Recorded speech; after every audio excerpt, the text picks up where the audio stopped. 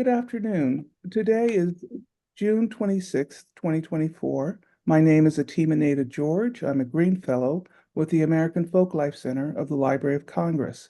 And today I have the honor of interviewing Ambassador Gina Abercrombie-Winstanley. Gina, welcome. Thank you. Thank you very much, Atim. Would you please tell us your origin story? Well, I am from Cleveland, Ohio, a Midwestern girl, a suburb really just outside Cleveland, Cleveland Heights, that when I was growing up, um, felt like if it wasn't in actuality majority Jewish, African Americans were moving into the area for its education, which was outstanding. 85% of my high school class went to college. It was that kind of public school. An interest in the world, even in high school, because foreign languages were required in high school, and I studied Hebrew and took a lot of courses on Europe, and so got interested in the Middle East and Europe. Uh, Went to Washington, D.C., International Affairs, can't do it any better place in the world. And a year abroad as a sophomore at Tel Aviv University, and then finished up at GW on a Friday afternoon and started Peace Corps on Monday. And That's George Washington University, correct? GW? yes, yeah, Okay, thank you. yeah. Um, Peace Corps training in DC and Atlanta, and then off to the Sultanate of Oman, a country that had only been open to foreigners for 10 years when I got there. In 1970, the old sultan had been overthrown by his son. He used to lock up the capital city at night, lock it, and turn off the lights. And then his son was on a fast track of development for the country. And so Peace Corps volunteers got to go. I did health training for my 2 years in Peace Corps, and then off to Johns Hopkins University for a master's degree, also in foreign affairs, although this in a focus on um, counterproliferation issues. They were of concern at the time. And I was a presidential management fellow right after that and took the Foreign Service exam. So that's how I got to the State Department. Fascinating. Would you tell us what your first tour as a Foreign Service officer was? I was originally assigned to London to be visa officer number 18 out of 18, the lowest cog on that totem pole, mixing metaphors. And but I was disappointed because I joined the Foreign Service to go places that I couldn't get to, and Americans get to London all the time. Because I had Arabic and Hebrew already, I was off language probation from the beginning. I went to the Near East Bureau, it was called at the time, and knocked on doors and introduced myself and told them I had fluent Arabic, that I was off language probation, that I was headed to London, but that as soon as I finished that assignment, I would be back, and I wanted them to keep me in mind. And I spent 2 weeks knocking on every office door in the Near East Bureau. Some were welcoming, some were like, who is this girl, this woman, young woman? But nothing, I'm a huge advocate for self-advocacy, because at the end of those 2 weeks, I got a message, because I was in consular training, asking if I would come speak with the post PMO, post management officer for Iraq. And when I went to chat with him, he said that they had a need for someone to run the consular section in Baghdad, and asked me if I was interested. And he said, it's a stretch position, so, that's a feather in your cap. And are you interested? And I went home and talked to my husband, and he said, "Yeah, let's go." He was in it for the same reason I was in it, which was adventure and really to stretch our wings and see the world. Um, And interestingly, I had met a few officers by that point, and one officer, he was in the Africa Bureau, a really sharp intellect, but I think one who came into the Foreign Service maybe too early for his his ability to reach his full potential, because by the time I met him, while he was wickedly funny, he was cutting and he was bitter. And I think he was bitter at the challenges he felt as an African American man reaching his potential in such an atmosphere that is the Department of State, which is not so welcoming to African American men, even today, in all honesty. And I remember him telling me, when I told him my excitement about this chance to go to Baghdad, him cautioning me to be diplomatic about it. And he said, they're likely setting you up for failure. They're giving you an assignment, they're putting you in above your head, and you'll go and fail, and then your career will be over before it's even begun. So you should consider staying in London. And I remember being taken aback by that, because it just never occurred to me that that would be the case. And then, of course, my own ego, self-esteem, shall we say, or trust in my own abilities, I thought, they couldn't be doing that. Anyway, if they are, too bad on them, because I'm going to do a good job. And I wanted to go to Baghdad. Come on, Baghdad. Oh, I was so excited about the opportunity.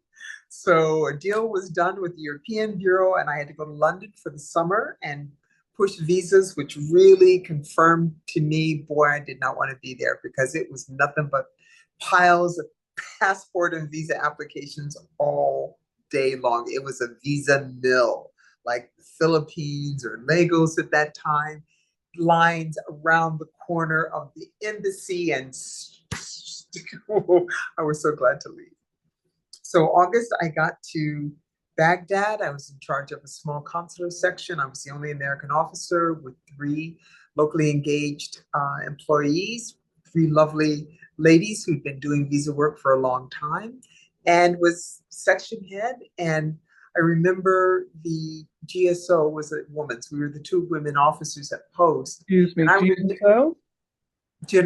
General Services Officer. That's the one who was in charge of building and maintenance, making sure that the lights stayed on, that the motor pool ran properly, all those sorts of things. So the meats and bones of the functioning of the mission. Did the computers work? The General Services Officer was responsible for that.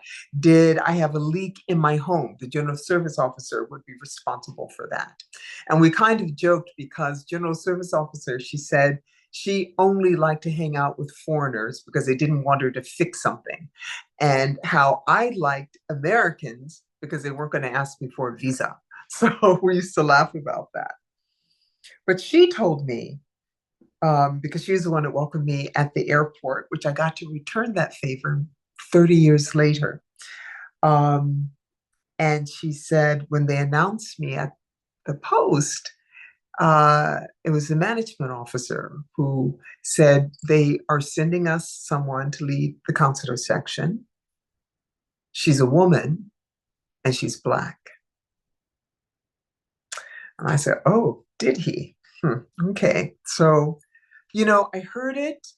I could have taken it some kind of way, but in fact, I just ignored it, because what can you do? I am a woman and I am Black. So 18 months running the consular section, American Citizen Services. I had a lot of Iraqi immigrants coming back to Baghdad to find a wife. And they would bring these young girls and these men, 35, 45, older, and they bring in some 16 or 17-year-old girl that they just married and were taking back to the States. And I used to have the husbands leave the room so I could speak to the wife. One, as a visa officer, I wanted and was responsible for at that time ascertaining that the marriage was legitimate because these were people who were immigrating to the United States. So I had a series of questions that I would ask them, obviously not how long have you been dating, because they didn't date in Baghdad or many places in the Middle East, but how did you meet? How did your parents set it up? Blah, blah, blah, blah. But I'd also test their English language ability, and I did the interviews in Arabic. And I would tell them, as soon as you get there, if he will let you, because that's real, sign up for an English course. If you can't get out of the house to learn English and to meet people, then you must watch television. Watch television because that's going to help you get the language. And you need the language in order to be successful in the United States. You need the ability to get out of the house. You need the ability to make decisions for yourself or to make decisions in partnership with your husband. So I'd give him a little pep talk before I let the husband back in. And I met lots of Iraqis, and it was under Saddam Hussein. So I was one of the few people outside of the ambassador who did meet Iraqis. And because it was a police state under Saddam Hussein, we weren't interacting with Iraqis very easily. It was all the international community, all the diplomats asking each other questions because it was hard to make connections with Iraqis. But I got to negotiate a visa treaty with the Iraqis to extend access to the country on the visa. The visa gets you into the country, but then you can enter the country, but how long can you stay and how often do you have to renew the visa? And when I got there, the visa was for one entry and for 3 months. So every 3 months, you'd have to get a new visa to stay in the country. And you couldn't go in and go out. You couldn't go visit your family for Christmas and come back in. You'd have to get a new visa. Anyway, the negotiations went on for many months, but was successful in that we ended up with a year-long visa and multiple entries so people could come in and go out. And then we did it reciprocally. So that's what they got in the United States. And for American business people in particular, or spouses or family of Iraqi citizens who needed to come and visit or go to the States, it was such a burden lifting because you have to pay for those visas. So I knew I was doing something really good both for Iraqis and for Americans. And the Iraqis that I negotiated with got to know, and I invited them to come to my house for dinner. And I remember his name was Kais Yakubi, and he said yes, and then he said, but let me check. And I knew he would have to get permission. And he called me later in the week and he said, yes, I can come. May I bring a friend? And I said, sure, absolutely. 2 more people, friend and his spouse, fine. So I had this dinner party with an Iraqi. Nobody but the ambassador and occasionally the DCM had Iraqis in their homes and me. But Case came and he came with a minder. This person, I never got his name, never got the wife's name. She was kind of talkative, the wife, but the minder sat at my dinner table smoking cigarettes at the table, which is not done. I'm sure he spoke English, but he never said a word. He did not say, he sat, he smoked, he ate, he listened. As you can imagine, it put a bit of a damper on the dinner party. Oh my goodness. I just want to go back. Okay. I just want to go back to a term you used, which was DCM, for Deputy Chief Deputy of Mission. Yes, the number 2 at the embassy. Thank you. The number 2 at the embassy. But please carry on. This is fascinating. Yeah. So the dinner party's over. Our housekeeper was coming the next day, and as we often did, because we were working the next day, we left everything on the table. You know, the dessert was the last dishes and wine glasses and glasses, because she would come the next day and clear and wash and get the dining room back in order. And we considered it a success. You know, it was a successful dinner party, and went to bed. And then in the middle of the night, I heard some tinkling. And I asked my husband, I said, would you go and check? Because we had a kitten. I said, see if the cat's on the table, maybe knocking things over. And he got up and checked and said, no, no, the cat's here sleeping. Back to bed, heard something crack later on, got up again, and the window to our kitchen door had been broken. And we're like, and we kind of joked, we said, maybe he didn't give permission, sufficient, because they're trying to get into the house. What's going on here? And they got into the house because we heard them in the dining room, and we found broken glass. So nothing was taken, just the windows broken in the kitchen and some damage in the dining room. Can't tell you why, what happened. Fascinating tour. We did a lot of travel, got very close to my local staff, so I have the opportunity, as many of us do, to meet them again when they immigrated to the States. But just before I was leaving that post, my husband left 6 months early to go and start his degree, a master's degree. And he was not yet an American citizen, so we also wanted to get that moving because it was a bit difficult for him as he did not have diplomatic protections because he wasn't an American citizen. So some things were more difficult for him in the country than for me. So he went home to start the paperwork for acquiring citizenship. We've been married 5 years by then, and to start an economics degree. So when I was wrapping up 6 months later, heading out, a week before I was to leave post, I had been out at Bahraini National Day, their 4th of July celebration. And when I came home, I discovered I had been burgled. They'd come through one of the windows, and we had Mylar, which is a thick plastic coating for the windows because it was during the Iraq-Iran war, and Scud missiles used to fall randomly on Baghdad. And it was to prevent people from being sliced by flying glass. So we had this Mylar and the windows. And I first noticed, I won't talk about how untidy I was, but I was. And so my bedroom, to go out for this reception, I think I'd gone through 17,000 outfits. All the clothes were flung around the room even before I left. So when I came into the bedroom, I didn't notice anything out of the way because it was messy when I left. But I turned to put my earrings in my jewelry box, and it was gone. They had taken the entire jewelry box.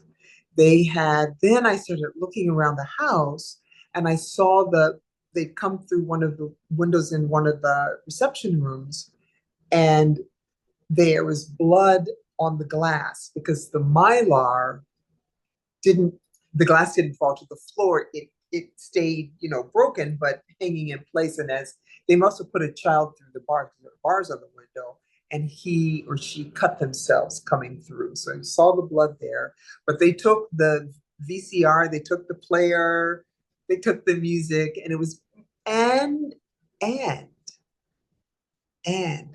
they took my diplomatic passport. What was most fascinating about it, because they had to take time, was my passport was in my bedside drawer, and I had 2 passports.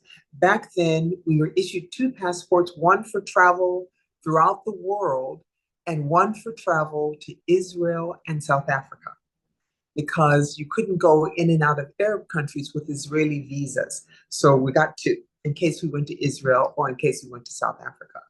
So somebody went in my drawer and pulled my passport that had my exit visa in it, which you couldn't leave the country without the exit visa.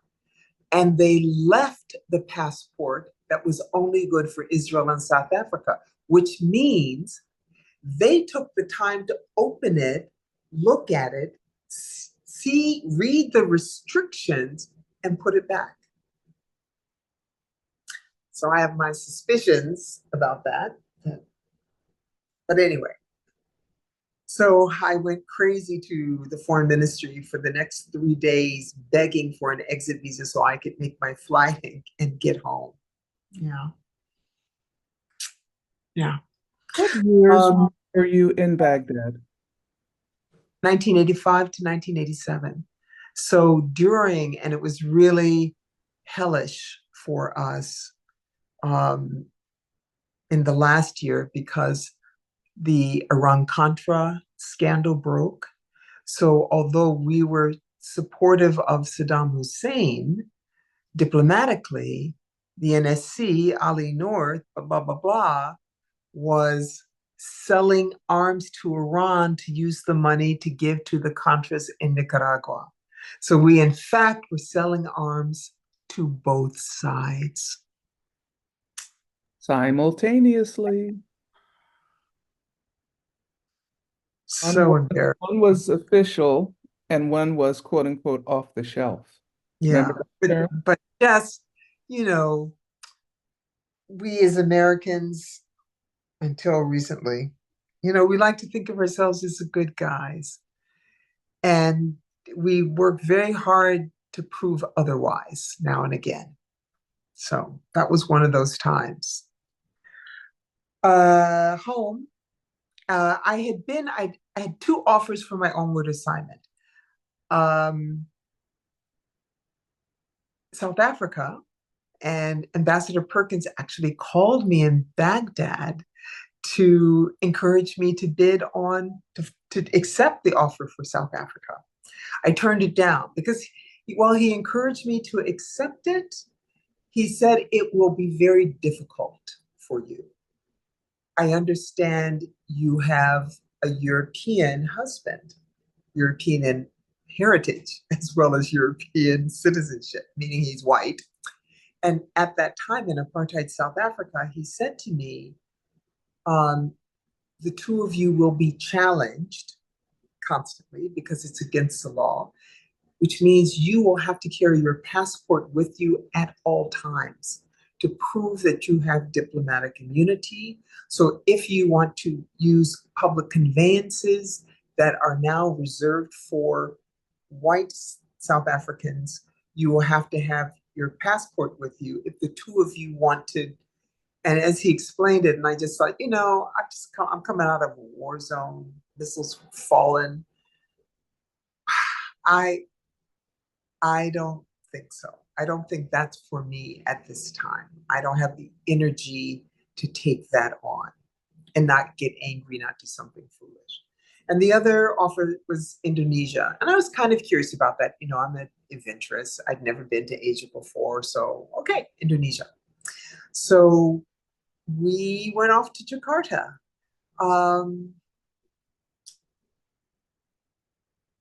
Harder in some ways, very far from family, 13-hour time difference.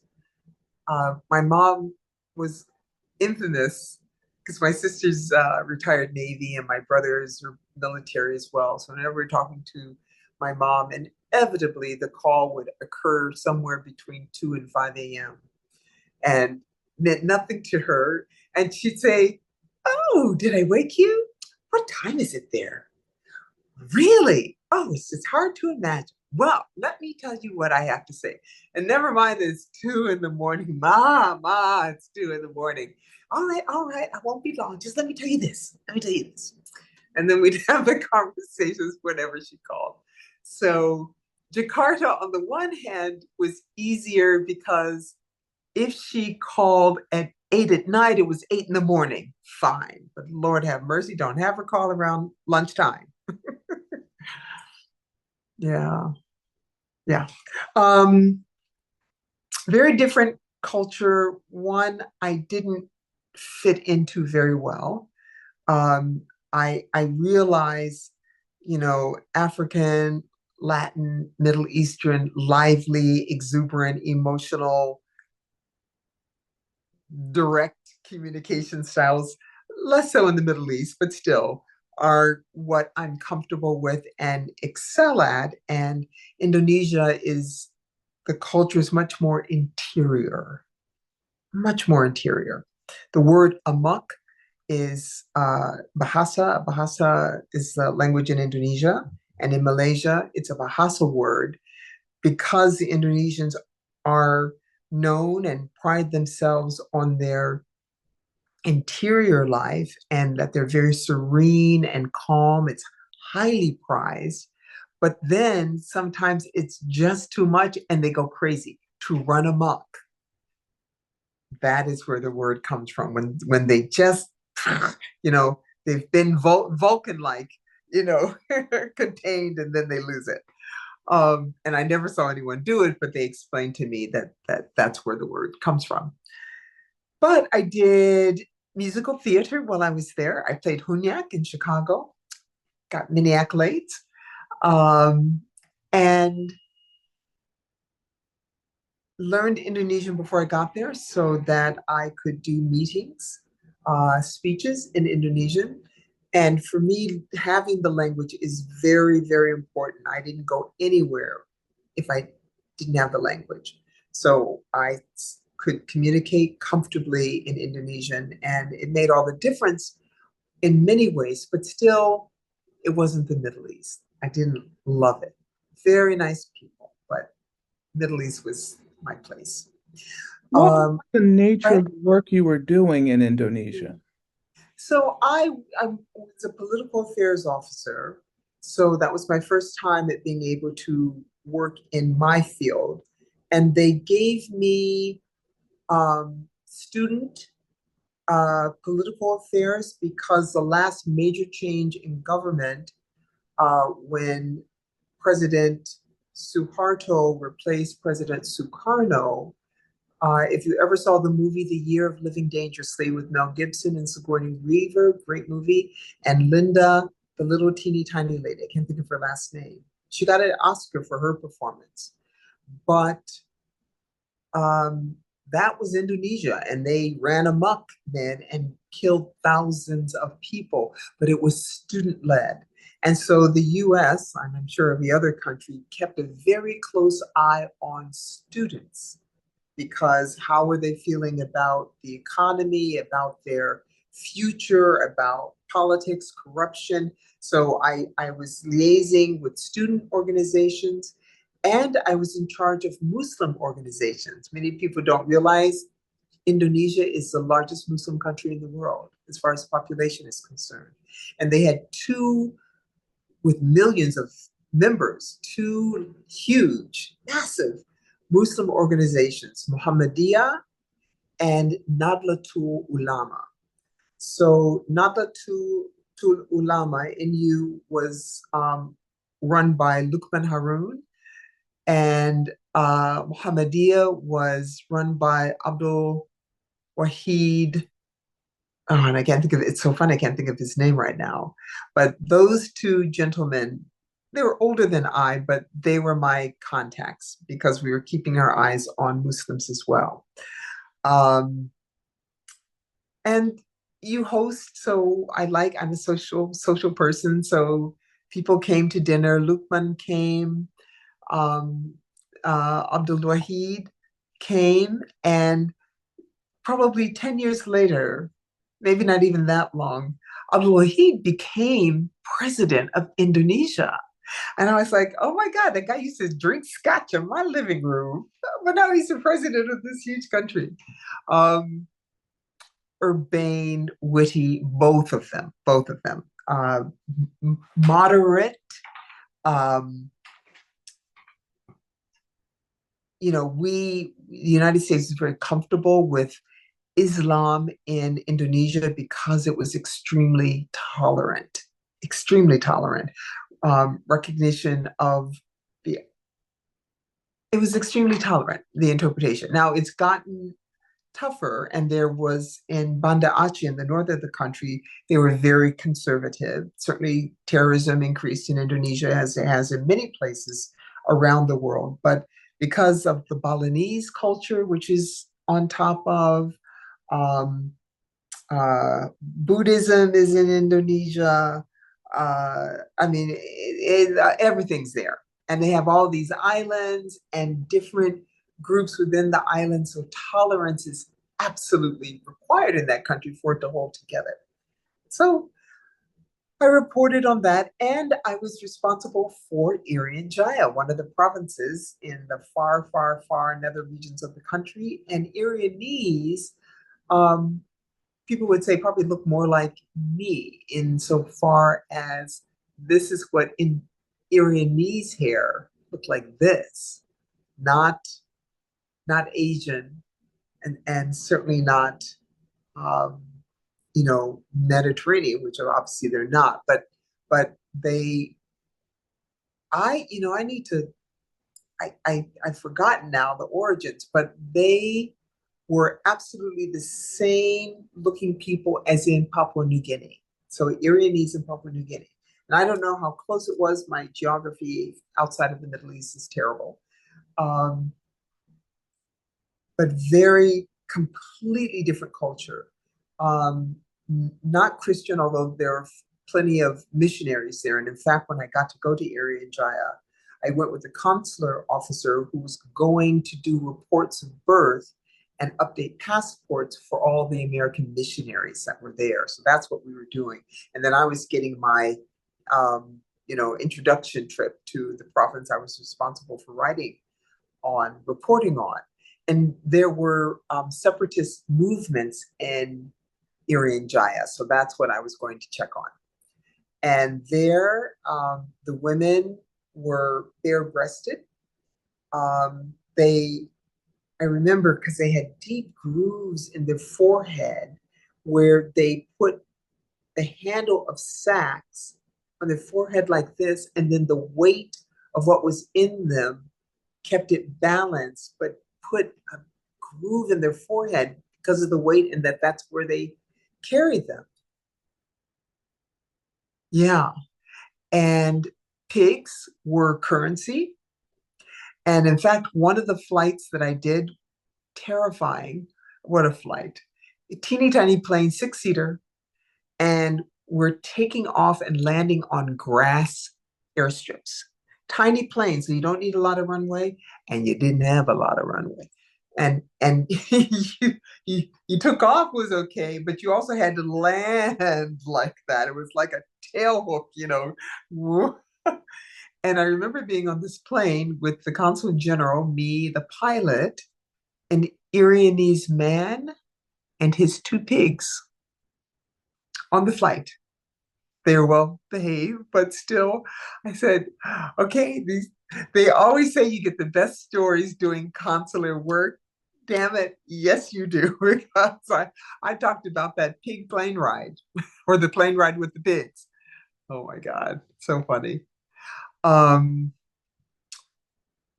yeah. And there were postcards at the airport that I sent to people that had Irianese men and women standing. So photographs were taken, but you saw parts of their fingers missing. So like one man would be standing and his pinky feet would start at the second joint, and maybe this one at the third joint. And it was because when they lost relatives, they would lose a joint of their finger. I don't know why. And it seems to me if you had a big family, you might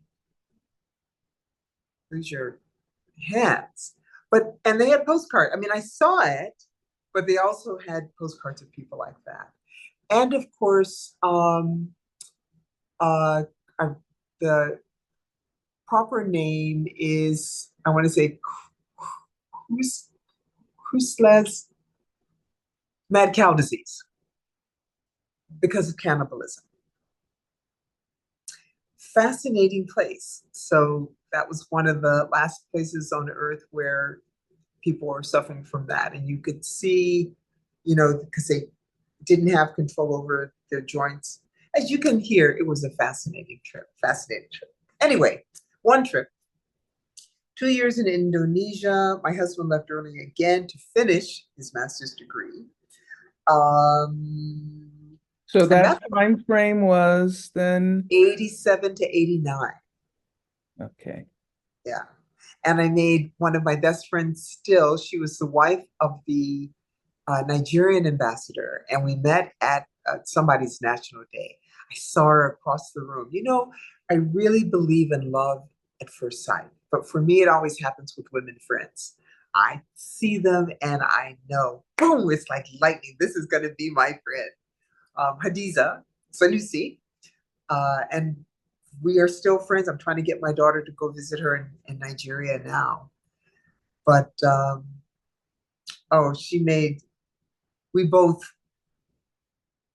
I don't want to say saved each other, but we were just really good friends. And I think maybe even more so for her because she was the wife of the ambassador.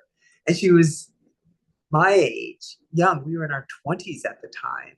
And she had so much responsibility and dignity. And her husband was a Nigerian prince from Kano as well. And so she could be silly with me. We became very keen squash players as well. Yeah. 2 years. And I didn't want to go back because I was having a great time. Generally speaking, you go back after 2 assignments to kind of get your Washington legs and then go out again. But I bid on Cairo because I wanted to get back to the Middle East. And I got it. I got the interior reporting officer in the political section at Embassy Cairo. Favorite place, favorite place outside of America. Huge embassy, 6 political officers, which is huge. Um, in Indonesia, we only had 4, and that's a big embassy as well. But Cairo is one of the largest in the world because 1,000 AID people floating all over the country. The multinational force, AID? AID is Agency for International Development. Those are the development folks who work on roads, infrastructure, hospitals, education, food security, etc. The multinational force observers, see, I was going to say that one, but they're the ones who sit on the border between Egypt and Israel to preserve the peace. So that was a whole group. They were from many nations, including Fiji and France, but run by the Americans. So the American contingent was large. And if you worked for them, you got your salary and you didn't have to pay taxes. So many people who were getting divorced or trying to buy a house, they go work for MFO. Um, and Cairo was magic, magic. It was the first country I'd been in because in Indonesian women are very slim and very petite. And I had, until I gave up, going into department stores, into clothing stores, and having people stop me at the door saying, too big. We don't have anything for you, not your size. So I had dressmakers in Indonesia because I couldn't buy off the rack. But in Cairo, I had people say, oh, you're a little thin. Eat. You could have a little more. Oh, I was in heaven. Oh my goodness. First time in my life. So I was the internal reporting officer. I was a human rights officer, as I had been in Iraq and Indonesia. They make the junior officer do all the scut work. So human rights officer, women affairs officer, EEO officer, equal employment opportunity officer. So I was human rights, which is good because it allowed me to travel the country. And I was a labor officer. So I visited factories. I traveled up and down and all around in Egypt. It was great. And found a commonality among labor officials because in Egypt, big burly guys, rolled up shirt sleeves, cigars. I was like, okay, I could put you in Pittsburgh and you'd look right at home. Um, yeah, lots of travel. My Arabic got really good because people thought I was Egyptian. I wore my hair straight then, short and curly, but not this curly. But people thought I was Egyptian, so I got to use my Arabic a lot. I also um, there wasn't a lot of shopping to do, so I used dressmakers as well. And there was this one marketplace in Mbaba, which is a working class neighborhood, poor working class.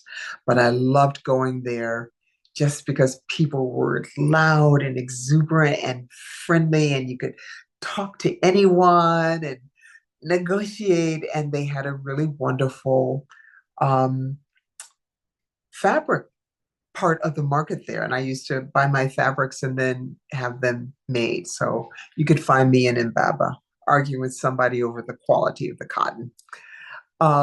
And going to the major souk because I also like jewelry and had lots of jewelry made there. And if you go to the same places anywhere, you become known, the prices improve.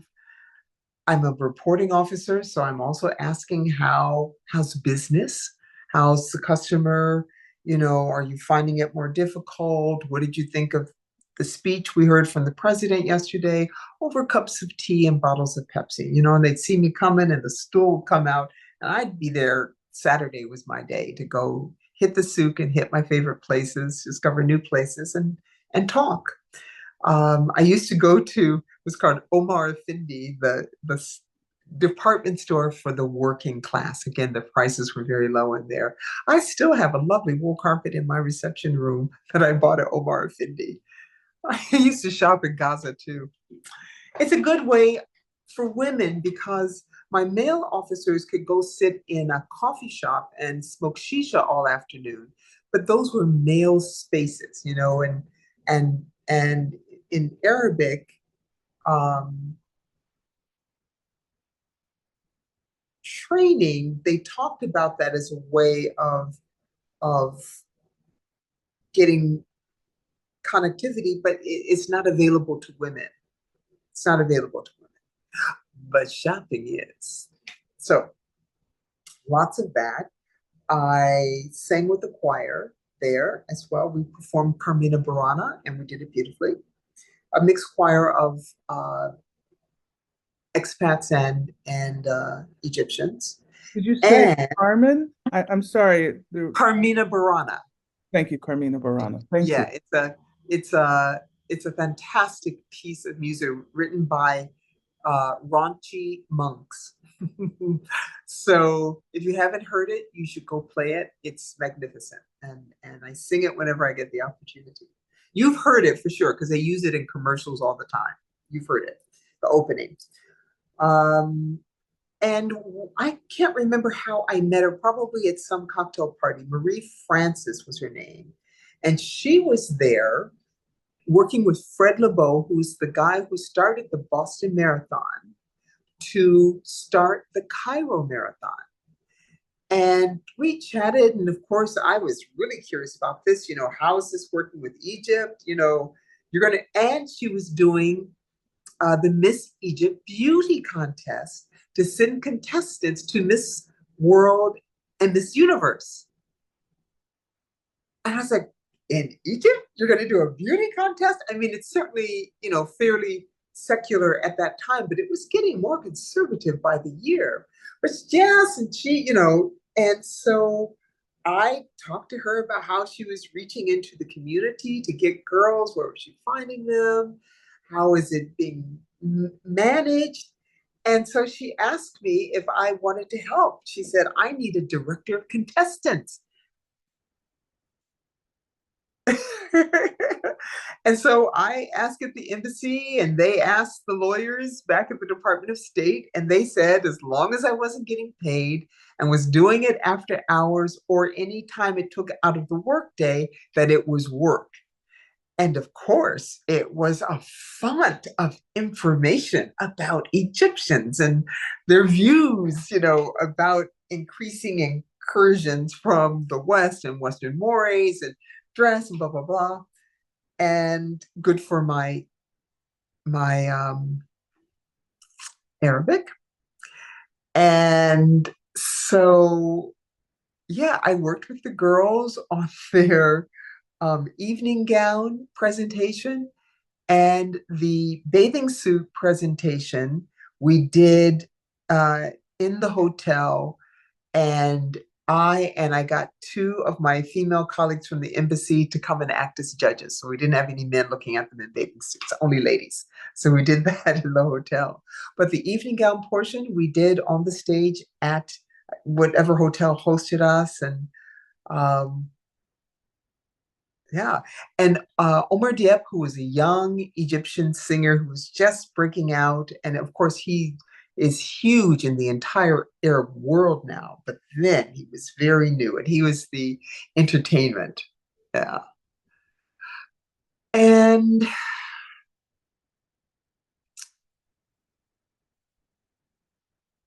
the tougher times, I had a political assistant, really nice guy. I got him in trouble, I'm sorry to say. Uh, at that time, Egyptians were going to Iraq to work. And there were uprisings every now and again because the Iraqi bank, Bank al-Rafadain, would not transfer their pay. So you'd have hundreds of Egyptian men outside the Bank al-Rafadain branch in Zamalek trying to get into the bank to get their money. And so I would go down now and again to talk to them about the economic impact of not getting the money. You know, is the government doing enough for you in their approaches to the Iraqi government to get them to pay you? What is the cost to your family, to your livelihoods? How was it working in Iraq? Blah, blah, blah, blah, blah. And one of the times I went down, the police were beating them with camel sticks, beating them into the crowd. And Abby and I were there and had been talking to people and were trying to, get out of it. And they arrested him. So then we had to work hard to get him out of jail. And I don't know what they said to him or did to him, but he was terrified. He was terrified. And I mean, we really needed to transfer him to a different section because he just said, I can't endanger myself or my family anymore. And I regret I was not more understanding at the time. And that's because I come from America and a privileged whatever, because I couldn't imagine being that afraid of the police, coming and picking you up and taking you away somewhere. Yeah. So did they transfer him to another section? No, but he became, not until after I left, he became, because there wasn't someplace to go, but he became less useful for what we needed to do. As a woman, he was helpful to me to get into spaces where I, as a woman alone, would have been uncomfortable. It was not easy for me to go. So I felt his loss very keenly professionally, which is why I was probably less understanding than I should have been, because it then hampered my professional abilities. Yeah. And so your Cairo years were? 89 to 91. Evidently, I was very good at my job. The DCM, about 3 months before I was leaving Cairo, called me onto the embassy balcony and queried me about a dinner party I'd hosted. And I was thinking, oh my God, did I spend too much money? Because he's like, did you have a dinner party on this date? And did you invite so and so and so and so and so and so? And I was like, yeah. And he said, did you discuss such and such and such and such? And I was, yes. And he said, okay, we got that from our source in the Egyptian security. Your apartment is bugged. It's a testament to your ability to reach into Egyptian society, so take it as a compliment. But we need you to be careful about who you invite now, because they will be compromised. They cannot speak freely in your home. And we need you to be careful about what you talk about at home. And I said, well, can I move? And he said, no, because if you move, then they'll know that we know. So you cannot move. You're going to have to stick it out. And I said, the whole house? And you know where my mind went. And he said, well, everywhere but your bedroom. It's like, okay. I was still a young married back then. So, oh God. I don't think about it too much because I ran into him probably 20 years later and he said, I lied to you. Your bedroom was bugged as well. But I didn't want you to break down because I could see you were highly distressed, even with what I told you. I didn't dare tell you your bedroom was bugged. But the ambassador liked me, and he's one of my idols and mentors and someone after whom I patterned my engagement with locally engaged staff, meaning he dealt with and met our local staff with the same respect and consideration he did with our American staff, possibly more. And it cost me later in my career, quite frankly, but I I loved it. I loved what I saw. I deeply admired it. And it is something I have worked hard to emulate, to meet people exactly where they are and to engage there. And it has been very useful as a political officer trying to get outside of the literati that diplomats can easily hang out with. But my comfort level with the hoi polloi, I love that word. It sounds hoity-toity, but it's not. Regular Joes, um, in I think was there, but improved by watching him and recognizing that was the way I could be too as I grew in leadership. So Frank Wisner, um, loved him as an ambassador. Not always easy. The joke was Frank has 8 incredible ideas every single day, and the rest of us have to spend all day dissuading him from 7 of them. And then one would be brilliant.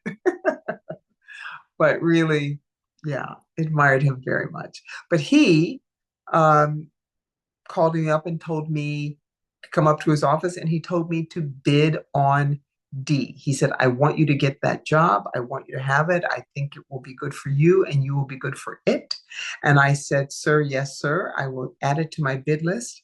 And then I went downstairs to look up what the hell was D because I'd only served overseas. I had no idea. And it stands for Deputy Secretary's Office, the number 2 in the State Department as a special assistant. So, like, what is that? But I put it on my bid list. And I guess maybe I did a phone interview. I don't recall at all, or maybe he just got the job for me. It's amazing how many people tell me they got me that job. What is that line?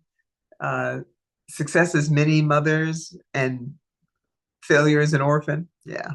Well, that was a success. Everyone tells me they got me that job. So then off to the Deputy Secretary's office. As a special assistant, I was the most junior person on staff, the Black person. And although I replaced a Black female, and she went on to Paris as internal reporting officer, which just sounded like a fabulous job. And I really wanted to learn French too. But the job in the Deputy Secretary's office was grueling. I had so much to learn because I'd never worked in Washington before. My other 2 special assistants were both senior to me. They were O2 officers. I was a new O3 officer when I took the job.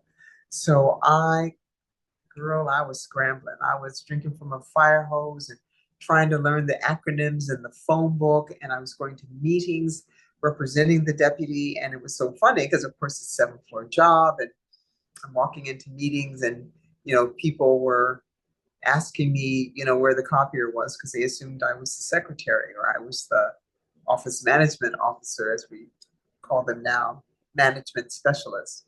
And I was like, no, I don't know where the copier is. No, I can't get you a cup of coffee. Don't know how to make it. And I don't know how to make it purposefully. No coffee making, no typing.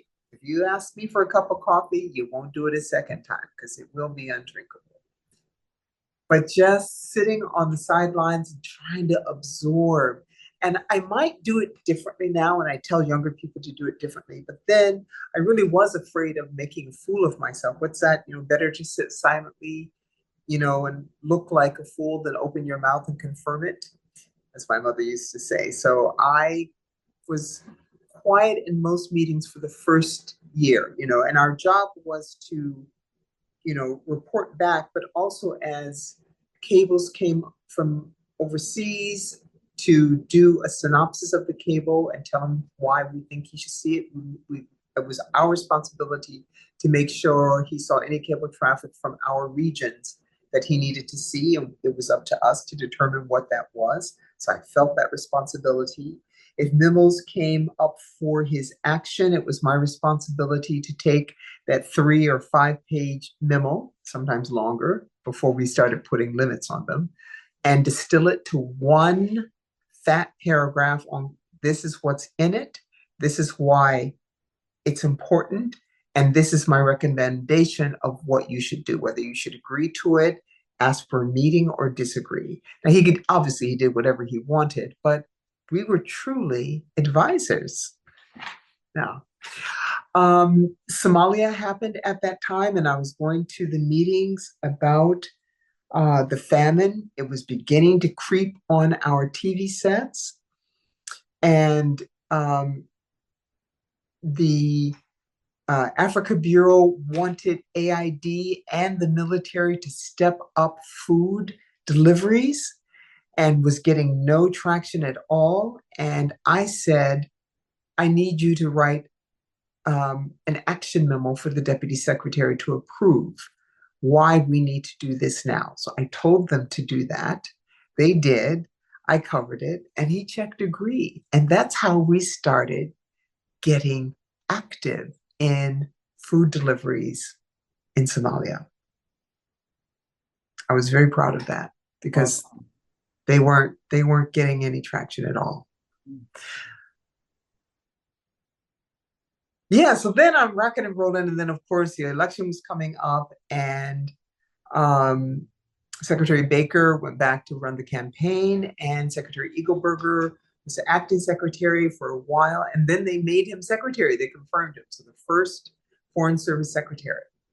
And he, we were all afraid we were going to lose our jobs because as special assistants, we were junior at the time for secretary staff.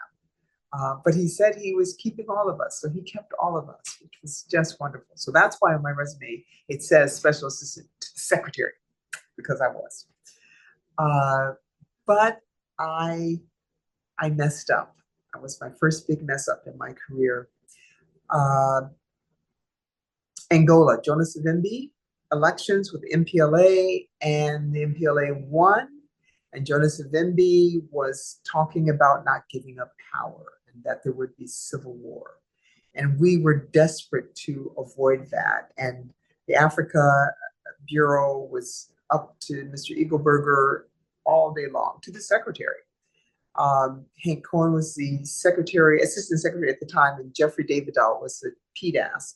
And Hank, I think, was traveling, so Jeff was the one who was coming in and out and discussing with Mr. Eagleburger, what should we do? Should we send, a special envoy out immediately to get Savimbi to accept the election results?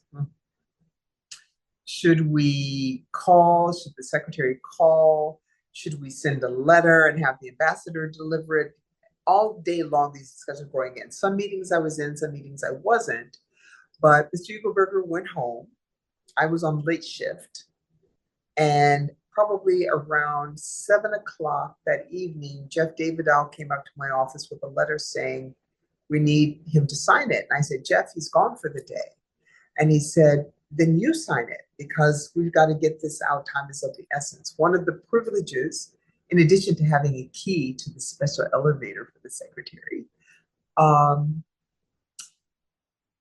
was auto pen privileges. I could sign for the Secretary of State. And I knew that we'd been discussing which to do.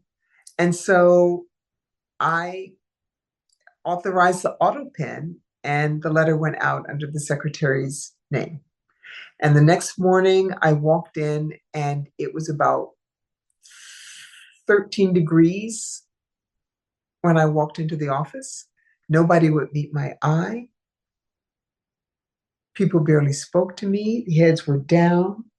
And I was like, what's going on? And the executive secretary called me into his office and he said, you authorized that auto pen last night? And I said, yeah, Jeff said that. And he said, Mr. Eagleburger did not want that letter to go out under his name. Wow. And he wants you gone. You've already got your onward assignment. Go start your Arabic refresher early. Nobody will know. Just go. Now, I'll tell you what a liar he was, because clearly everybody already knew. And Mr. Eagleburger was a known screamer. So I'm sure he yelled and dropped F-bombs left, right, and center when he found out that letter went out. And I went home. I cried like a baby. Oh my God, I ruined my career. I'm getting fired. Oh my God. My husband's like bringing me soup in bed, trying to keep me calm. And I thought about it. And the next day I went in to the executive assistant. And I said, I need to ask you, did I make an error of policy or politics? And he said, politics. He was embarrassed. The White House decided that the letter should go out under the vice president's signature. And if it worked, then it would burnish his foreign policy credentials. This is Dan Quill. You remember, everyone thought he was an idiot. The congressman from Indiana, I think. Remember the one who couldn't spell potato? The senator. Senator. Okay, see, right. So he was embarrassed because the vice president wanted to sign it, and then he had to go back and tell the White House, oops. I don't know why they couldn't just send another one. But anyway, I might not have fessed up. But anyway, they had to tell the White House, and he was embarrassed and very upset. And I said, then I've got to apologize to him because I'm very sorry that happened. And the executive assistant was like, the EA, you should just go, just pack up and go do your Arabic. And I was like, I have to see him. And I went and sat outside his door, teeny little spindly gold chair. I told the secretary I needed to speak to him. And she said, I don't think he wants to see you. And I said, I'll wait. She's very busy. He's got a lot of appointments. I'll wait. And I sat in that chair, I don't know how long, watching people go in and out. And I sat. And I guess she said, she's not leaving, so you're going to have to see her. So I walk in and I start saying, Mr. Eagleburger, I'm so sorry. And before I could get the out of sorry out of my mouth, he said, never mind. It's okay. Never mind. Go back to work. And that was that. That's why when I talk to young ones, I say, always advocate for yourself. Always advocate for yourself. Because I would have been fired if I hadn't said, no, I've got to talk to him. Now, I don't know what you do if somebody refuses to talk to you, then there's that. But there's always a chance they will. You've got to take it. So anyway, so I saved my job, and I saved my psyche, because if I had walked out, I would have walked out with the taint of failure all over me. I would have worried that they'd never hire another Black person in the office because this Black person screwed up so badly, and everybody would know. But I didn't lose my job. So then I went on to Arabic. I adopted a son by that point, so I had easier schedule to be home with him. I'm not a child-oriented person. I'm not a baby person at all. I mean, if there's someone else's So, oh, I think a week, maybe two at the most after our son came home. He was 3 months old. My mom quit her job, closed up her house, and moved in. She said, I want to keep him alive. And so she moved in, thank God. So my mom lived with us for um, 2.5 years. She went to Tunisia with us and she went to Israel with us, with our son. And um, just a very precious relationship between the two of them. Yeah, I'm very glad of that she was willing to do that and made my life a lot easier, as you can imagine. So refresh your Arabic and then off to Tunisia for that third year of Arabic to really strengthen it because I was headed to the Gaza Strip for my onward assignment. So a year of Arabic and living with my mom, who was very busy as a Black woman from the Midwest, with a mom who had a GED in some college. And she got to come overseas with me and see what that life was like. And then it, it, it thrilled me and kind of made me sad because I realized the potential that she had that she was not able to realize. She was married by 17, very, very tough life, single mom. Um, but while we were there in Tunis, she volunteered at an orphanage. She did the coffee mornings and the tea afternoon. She learned to ride. I mean, she just did it all. I was so thrilled to give her that. So thrilled to give her those experiences. And then off to Israel, where I covered the Gaza Strip for 3 years. Um, Tough assignment in many ways, tougher now for people, but it's, tough assignment, but because I started with Yitzhak Rabin, who, for all of his not wanting to give up the land, he understood that he had to make peace and bring security for the Israeli people. And it really went to hell, if people can think back, for a couple of reasons, because extremists on both sides decided they did not want peace. And although people blame the Palestinians all the time, people forget Baruch Goldstein. Do you remember him?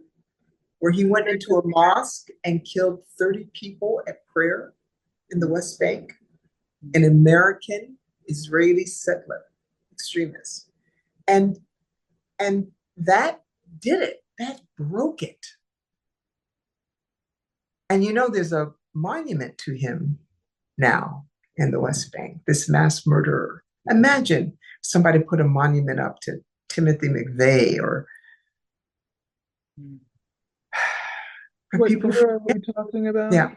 So Tunis was 91 to 92, I guess, and 93, sorry. Okay. And Tel Aviv was 94 to 97. So I covered the Gaza Strip. I drove an hour in an armored vehicle each way just to get to the border to fight with the Israelis. People at the border would say, "Are you really an American diplomat? You don't look like an American diplomat." I told the DCM at one point, I said, if they stop me again, I'm going to run them over because I'm in a diplomatic vehicle. They have no right to stop me. They do not stop my white colleagues. And I'm just letting you know this is what's going to happen. So it stopped for a while. He spoke to the head of the civil administration. The Israelis ran Gaza at the time. And then, of course, Arafat was there. So the Israelis were at the border. They were out of Gaza, but at the border and controlled who goes in and who goes out. And it was very hopeful. The first Palestinian elections, the embassy covered. I met Jimmy Carter. He was covering them. EU sent election observers. I got kudos for the cable I sent in. I got a kudos cable from Washington because I reported on election day and the polling places and talking to people about what it meant, what they hoped for. And the title of the cable was Shiny Happy People. It was a big song at the time. So, but it was a great day. It was a really uplifting day, so much hope. And then it just got worse.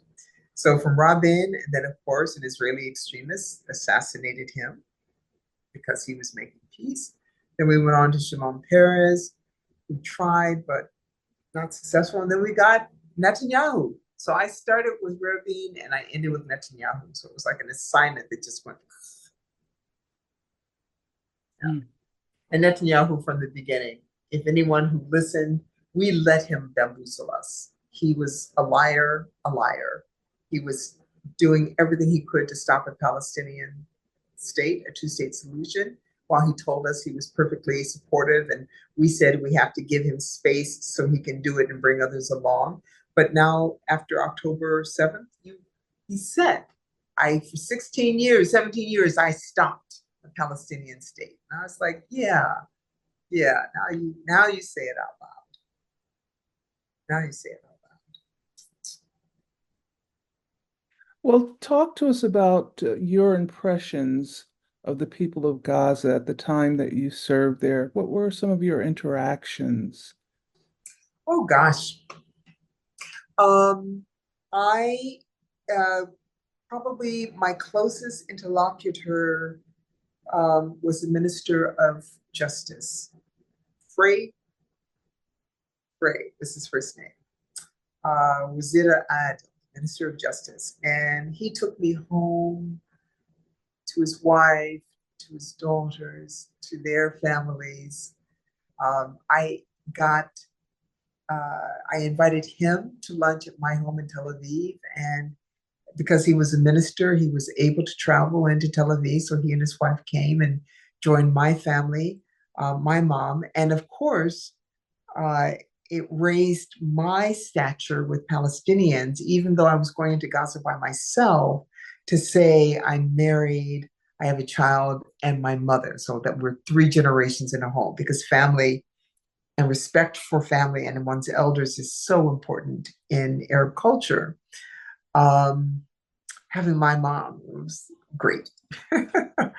um, just, of course, people like us, of course, hopeful, desirous of dignity and self-determination. Everything that we say we stand for, unless it's Israel. Unless it's Israel. It is the great hypocrisy of our policy. Terrible hypocrisy. In order to maintain my own credibility in asking questions about politics and policies and the impact of the occupation, the impact of the Palestinian Authority, Arafat's rule. And of course, the longer he stayed, the more disappointed Palestinians grew in him. He was a wonderful revolutionary leader. He was a lousy governor, lousy governor. He was not personally very corrupt, but he kept very corrupt people around him and broke the spirits of Palestinians because of that. Now, as he used to say, the closest relations were between the Gazan thieves and the Israeli thieves, because at the time there was terrible car theft in Israel, and they would end up in Gaza, where the Palestinians, ran the chop shops and changed them all and then sent them out again so that they could be shipped out.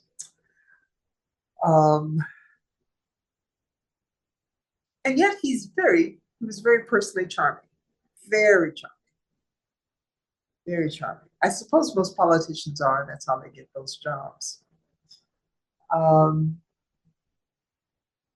I got permission from the embassy, so to bring, at one point, I had Israeli drivers, but then terrorist attacks increased, and the Israeli drivers said they refused to go into Gaza unless they could go armed. And the embassy was not going to send an Israeli into the Gaza Strip with a gun. Something happened, and he's American employee. So then we hired a Israeli Arab, Pierre was his name, to drive me. And he was great. And then after a while, the Israelis wouldn't let him into the Gaza Strip.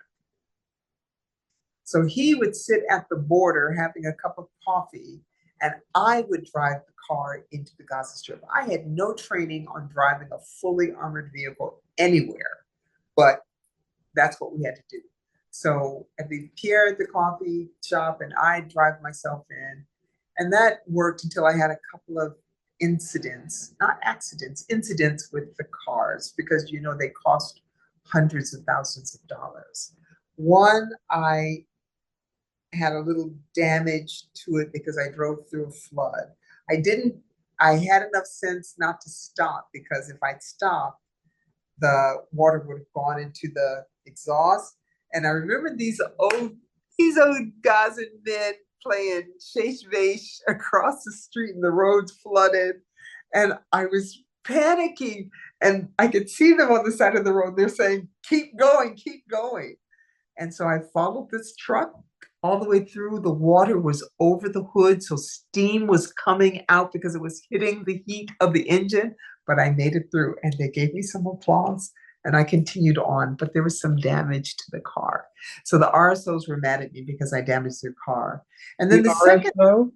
the regional security, the people in charge of security, Thank you. regional security officers. I don't know why they call them regional security officers, because they only do one country. But anyway, then the second incident, I was going to meetings, and I was going down Salahuddin Street, which it has been bombed to hell at this point, but it was a major thoroughfare where shops were, restaurants, businesses. And I'm driving down the street, not very fast because there's lots of traffic, and I notice a wheel going down in front of me for a few seconds. And I'm thinking, well, whose wheel is that? And then all of a sudden, the car goes, falls down on the axle while I'm driving down the road, because the wheel, it was my wheel, and it was gone. And luckily, I mean, if I'd been on a highway, I might not have survived it if I'd been driving at speed. Luckily, I was in town and going fairly slowly. So that, I mean, Palestinian security did somebody attack the car? Blah, blah, blah. So, yeah. Security guards are like, get out of our cars. Because that just about killed the car driving down the street. The axle's not meant for that, evidently. So finally, they agreed to have Jared, my husband, be my driver. And he drove, but they trained him because he's a guy, I guess. And so he was my driver. But it was great because then he could come to social events with me. And that also helped my work. I did some phenomenal reporting out of Gaza, phenomenal reporting. Because I went everywhere, and it was safe enough to go everywhere, and I was brown, and I spoke Arabic, and I was respectful. And I kept my credibility by saying to Palestinians, we are on Israel's side. Don't mistake it, and I won't lie to you to tell you otherwise. What I will tell you is that because we want peace and security for Israel, we recognize you have to have peace and security. Otherwise, the conflict goes on. And with those words, I had credibility. They I wasn't trying to tell them, oh, we're an honest broker, which was our line, that we were an honest broker, but we're never an honest broker. Never an honest broker. So 3 years. So while I was there, I was trying to become the deputy spokesperson, but I didn't get that job, to my surprise. And I ended up going on a Pearson, which I didn't want to do. I had no interest in Congress at all, but it was a job that opened to me, and I was told, take it. So I took it. I didn't want to do it. And then I said, well, if I do it, let me go to a junior minister so I can be their foreign policy advisor and help them. But all the junior members, they didn't have office space. You know, until you go up in rank, you get really terrible digs. So I'd wanted to work for Cynthia McKinney, who was just feisty, but of course she fell afoul of APAC and they got rid of her. Got rid of her. So I ended up on the Senate Foreign Relations Committee, which is where lots of people go. I was one of, 18 staff, however many staff there was. And I didn't love it because, yeah. But I worked for Senator Biden. He was the ranking member, and he was a good boss. He was a kind boss. And I made friends among all the staffers. And it was a good enough place to work, even though I didn't like Capitol Hill. Because let's be clear, members of Congress, their priority is politics, not policy. So I didn't like having to think about the politics of it.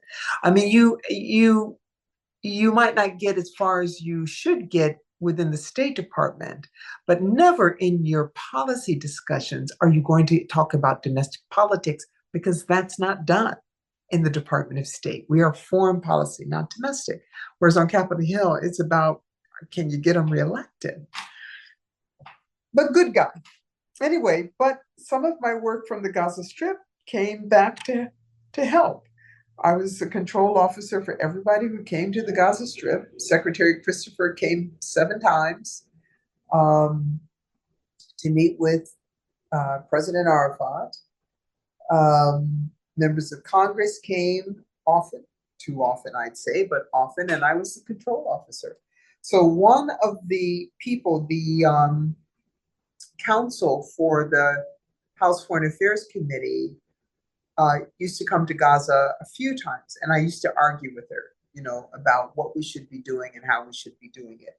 And to her credit, I mean, she was respectful of my opinions, but disagreed with them, and so we had very spirited discussions. I'm getting a little confused. Go ahead. Because you were control officer and you talked about Secretary Christopher and his numerous visits. Yeah. But we're talking about your Pearson assignment on the Hill. So you were still doing control work? No. Okay. But while I was on the Hill, I got a phone call from this person who I used to argue with in the Gaza Strip. And she was a political appointee at the NSC, a senior director, and she asked me to come and work for her. And that is how I got the job. All those arguments in the Gaza Strip. And she asked me to come be her legislative affairs director for the civilian foreign affairs agencies. So I was in charge of commerce, state, and justice. Treasury to a lesser degree, but commerce, state, and justice were the big ones. And she hired a military person for DOD and me as a civilian person. And so I went off to the NSC to work in the White House for 2 years. So I did 1 year working on legislative affairs and then 1 year working on Middle Eastern affairs again. And I became the director and senior director for the Arabian Peninsula, Saudi, Kuwait, Qatar, the UAE, Yemen, and Bahrain. So the 6 GCC states in Yemen. And that's how I ended up going to Saudi eventually. Tell people, know your system. I was willing to go to Saudi after that job, but it didn't open. And I went on to the Defense Department, to DOD, as the policy advisor to the director of the NISA Center, which brought together military leaders from 22 states in the Middle East and South Asia, including Israel and Saudi, Pakistan, and India. All those fighting, they would come and meet, and we set up chat groups for them. And the whole point of those connections was that as relations grew difficult or swung into difficulty, there would be informal channels of communication of people who had met, as we say in Hebrew, panim el panim, face to face, and built trust during this. These were 3 weeks to 6 week programs. And then they were sent back, and we took mid-level officers who were going to become the way our IV program works, our international visitor program works, where we try and tap people in mid-career who we think are going to make senior officials. And that was great because DOD has money. So all that crimping and saving we have to do with the Department of State just to buy people a cup of coffee, no problemo at DOD. Man, we were given lunches. Oh my God. Fine. Oh, it was fun. It's fun to do your job without budget constraints. Yeah. So I did that a year. Had a stint at USUN. So that's the U.S. mission to the United Nations headquarters. Yes, New York. What were you doing at USUN? I was the senior advisor on the Middle East. And by that point, I was an O1 officer. And every other person besides me had been an ambassador already. I was the only one who hadn't been an ambassador. But I didn't let that faze me. Most of it was arguing about the Israeli-Palestinian issue. So we didn't get a lot done. We got one resolution passed in the General Assembly between September and December. Of what year? 2000. 2000. And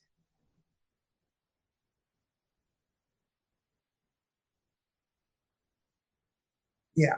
So the stint at the United Nations, and I was also the deputy director for Iraq and Iran.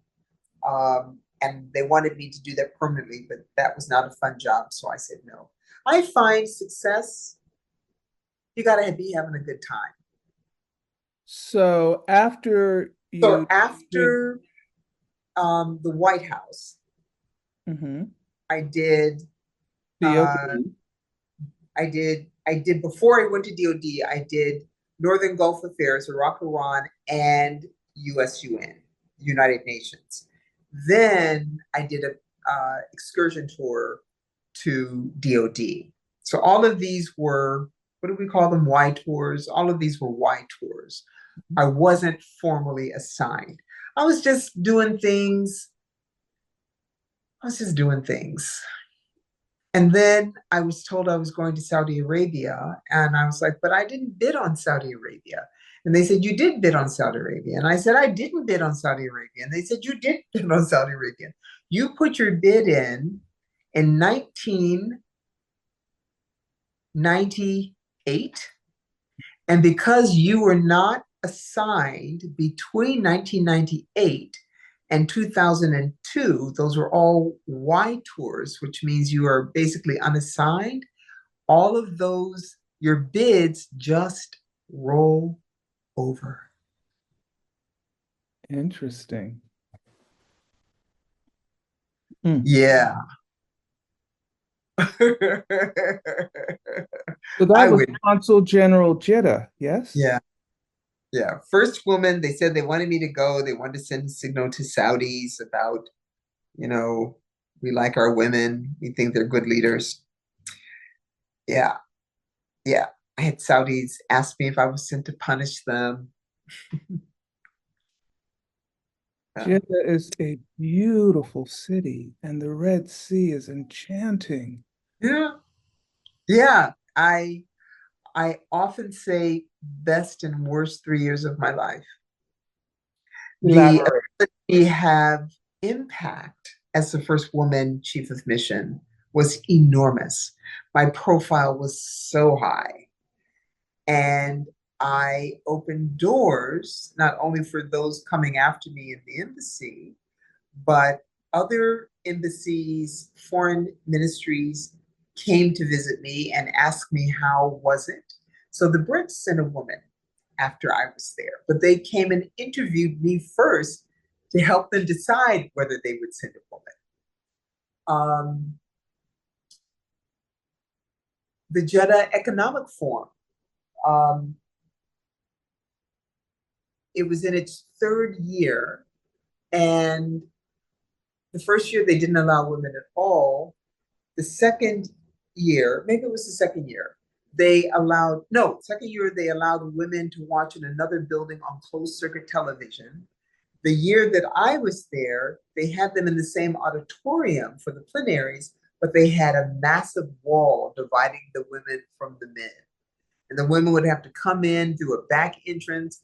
And I said, I don't go through back entrances. I am the U.S. Consul General. So I started women going through the front entrance.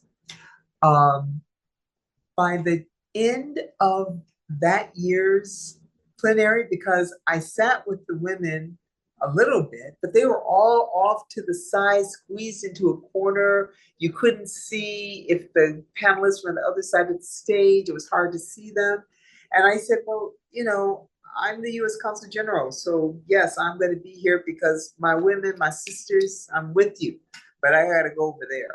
And so I went over to the men's side and sat on the men's side and talked. By the end of that year's session, the women had come to the men's side. And the next year, no divider. No divider. In Jeddah, not in Riyadh. Jeddah always pushed. They used to complain about them being PLO in Jeddah. And I said, PLO, you mean Palestinians, Palestinian Liberation Organization? I don't see any Palestinians here. And they said, no, pilgrim leftovers. That's why they're so, you call them sophisticated, we call them loose. Pilgrim leftovers. Jeddah was so cosmopolitan. If you've been, you could, I was very comfortable. Plenty of people look just like me. It was, and plenty of people look like my husband. It was lovely. But the security situation really started to go bad. We had Americans killed in Khobara, which is down in Tehran, where they'd dragged them to death in the street, Americans and Brits. Then we had Americans killed in Jubail, which was in my district, and I had to go and tell them, listen, the US government cannot protect you. I am telling you, you should leave. You will do what you want to do. I understand it's work, it's your livelihoods, but I'm telling you, as the Consul General responsible for your safety, that you should leave. It was a very hard. And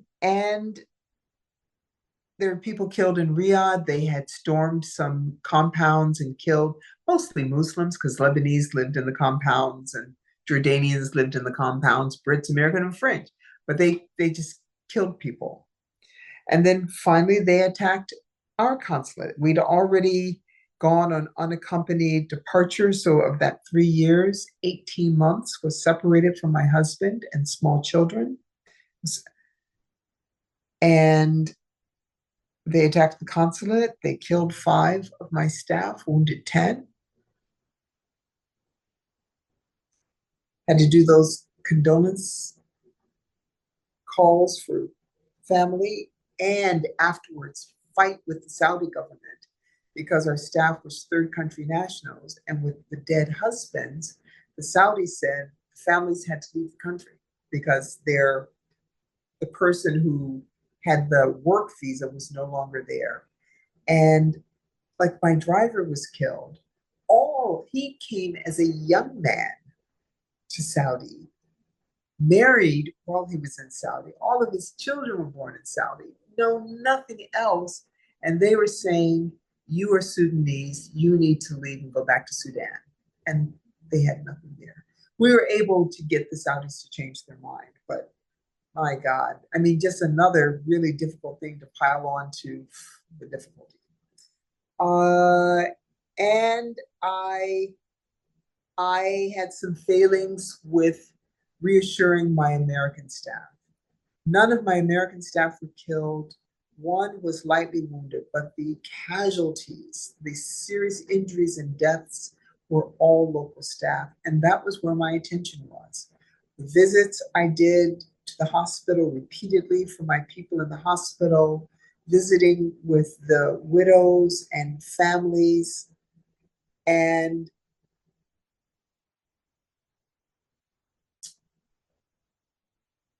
Christmas was coming. I made the decision that everybody who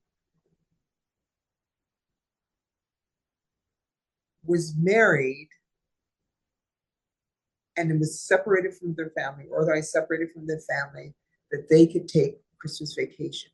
And those who were tandem couples who had family at post, they would hold down the 2 weeks over Christmas, New Year's. And I left. I went to England. My children needed to see me.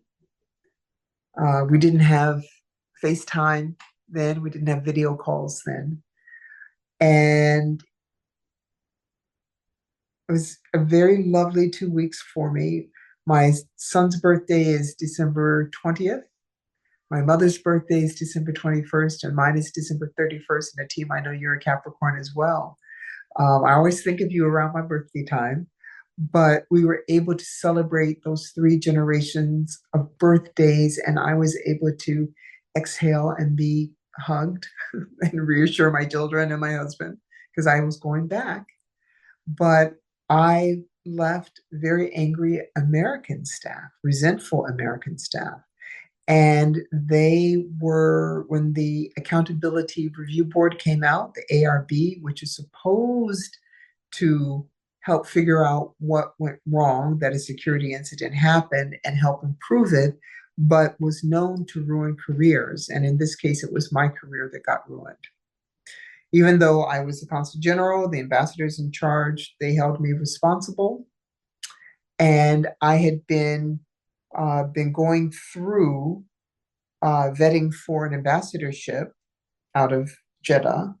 And I went home in May and I spent the morning at the White House at presidential appointments with Dina Powell, saying I was through the vetting, that I'd be announced in the next week, how proud my family was. Here's a pen from the president, great. And then I went to the State Department that afternoon, and the assistant secretary said, "We're pulling your name because of what happened in Jeddah. Not saying it's your fault, but somebody's going to take the hit, and it's going to be you. And we'll take care of you, but you're not going to Oman as ambassador." And I had to go back to post, knowing that everyone thought I was going out as ambassador, and hold the fort for another 4 months. It's April through the summer, knowing I'd lost my ambassadorship, and then coming into the department and going to see the assistant secretary and him saying, "We don't have anything for you, no job for you."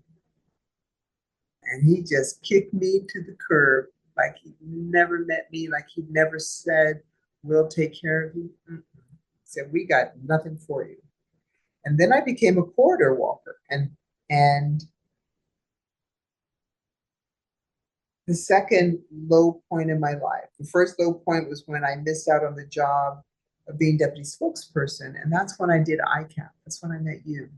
So I was kind of depressed and not sure the department valued me. ICAP, When I came to ICAP, I the was, International Career Advancement yeah, Program. yes. Me and my acronym, excuse me. Yes. No, you knew you'd have to do this. But ICAP that week reaffirmed that I love being a diplomat, and damn it, I'm gonna be a diplomat. So I went back with renewed spirit after ICAP, after the International Career Advancement Program. And then after I lost my ambassadorship, after 18 months of incredible hardship and deep damage to my family, after this long and miserable separation, and then the department tells me, "We don't care what you do, go walk the corridors."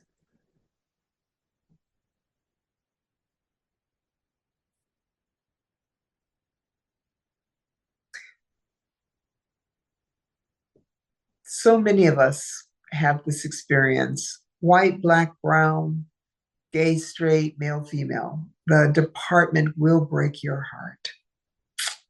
Will break your heart. Demands very much of you, but will break your heart. And I was spinning because I was supposed to be an ambassador and I couldn't get a job walking dogs. I would never walk dogs anyway, playing with cats. But a woman I did not know from Adam, Ruth Whiteside, called me up and said, I want you to go over to the Foreign Service Institute and run our training for diplomats going to the region, give you a chance to regroup. And another woman, civil servant Marianne Thomas, told me to sit still, that this too shall pass, wait it out, just continue to do good work and wait it out. But I was so depressed. My poor family, they really had to put up with me.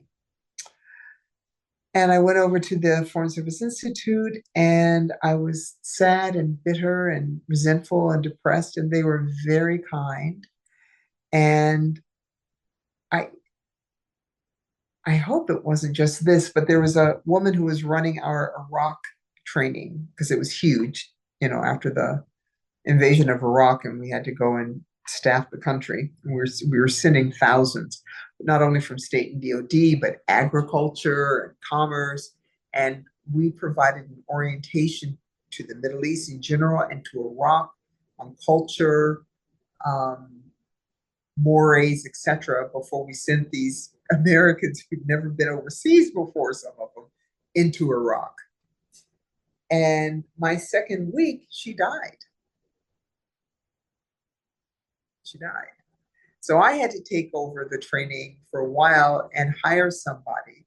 And after I took over the training and had a look at it, I realized it was not the training I would like to take. So then I started working. And to my shock, I got an award while I was working at FSI. And I really did apologize to everybody before I left because I know I was not good. I couldn't be horrible because I have standards of behavior and I have good home training, but I wasn't me. And so I was trying to get back into NEA, and I bid on the Egypt job because I had served in Egypt, knew it extremely well. I'd served in Israel, knew extremely well. It was Jordan, Syria, and Lebanon. So I knew the region, and I was at grade and in cone. I was in the right category of profession to take that job.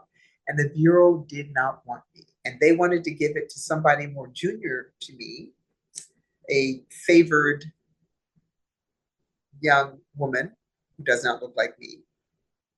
And they said, we don't want you. And I called up the DG, the Director General, and I said, I'm at grade and in cone, and they're trying to give it to someone junior to me.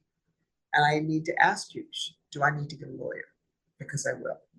Just let me know. He said, Gina, hold on.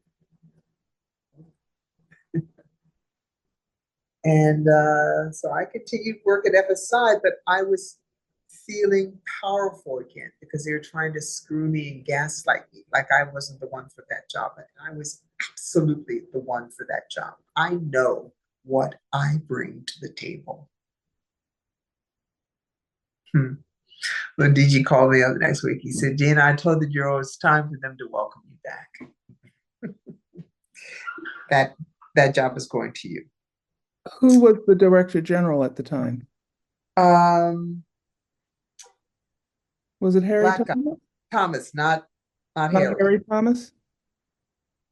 Who was the guy before him? George. Was George Moose the Director General? Not George Moose, between George Moose and Harry Thomas, one more. That one I can't give you. I know, it's so funny. He was an African hand. Wasn't George? I'm going to have to Google DGs of the Department of State. I am so embarrassed. No, all right. I'll look it up. Look him up. George is his first name. Anyway, so then I had been, and the reason that what I did to get back in, I'd been on the job and they were like, yeah, we don't know, we want you. But I was working FSI. The war between Israel and Lebanon broke out, 2006. And I volunteered for the um, task force because I was a senior officer. I thought maybe NEA would stop me from doing it, but they needed people to do it. And I volunteered for the 11 p.m. to 7 a.m. shift. Nobody wanted that shift. But that was the best shift because that's when the Middle East was awake. That's when everything was happening. Well, things is war, so things were kind of happening 24/7, but still, it was a great shift. And when I first went there, this junior officer guy, was he even a junior officer? He might have been a junior officer. I don't want to give you his name, but he was like, okay, so a task force, the way it's set up, you have a secretary who sits outside the main room and logs in all the cable traffic, all the notes, meeting notes, phone call notes. She's like the record keeper of it, as it were. Then you have a junior officer who kind of staffs the task force coordinator. And then you have consular officers. We had a whole room, 60 consular officers trying to find American citizens. So that was part of the task force that I oversaw. And then we had public affairs officers, political officers, liaison with DOD, logistic officers, management officers who were working. So we had all these people trying to find American citizens to get them out of the war zone and get them out of Lebanon. And we had people working with DOD, Transcom, which stands for Transportation Command, and finding boats, cruise ships, pleasure craft, anything to get them off out of Beirut. And then we had people working with Turkey and Cyprus and Greece to send the boats to these places. And we were coordinating with the Dutch, with the Brits, with the French. We need you to take 6 of our people at this time. We don't have space. Okay, but can you take 10 of our people at this time? So it was a huge undertaking, huge undertaking. And I did that evening shift and I thought, oh man, this is crazy good. And I started volunteering the first 2 or 3 nights. I did every other night so I could sleep because I also had to go to work the next day and work my 8-hour day at FSI. And then I'd go home and eat and sleep. And then I'd get up at 10 and get back into the department at 11 to do the handover. But I started volunteering every night. And then people on that shift started volunteering so that the same people were on the shift, which means we were clicking and clacking, rocking and rolling because we got everybody's tempo. And yeah, we did great work for America, great work for America. 15,000 people we got out of a war zone. And the world. And the world. Well, yeah, that too. But I have that data point. George Staples. Staples, thank you. Mhm. Yes. Yeah, George. Gina, I've told the Bureau, it's time to welcome you back. Won't forget it. But so I've been doing these crazy, 16-hour days between night and day. And I intended to take off 2 weeks just to sleep and exhale, see my family. And the PDAS was a complete jerk of the majorest kind. Principal Deputy Assistant. Principal jerk. Yes. Principal Okay. Deputy Assistant Secretary.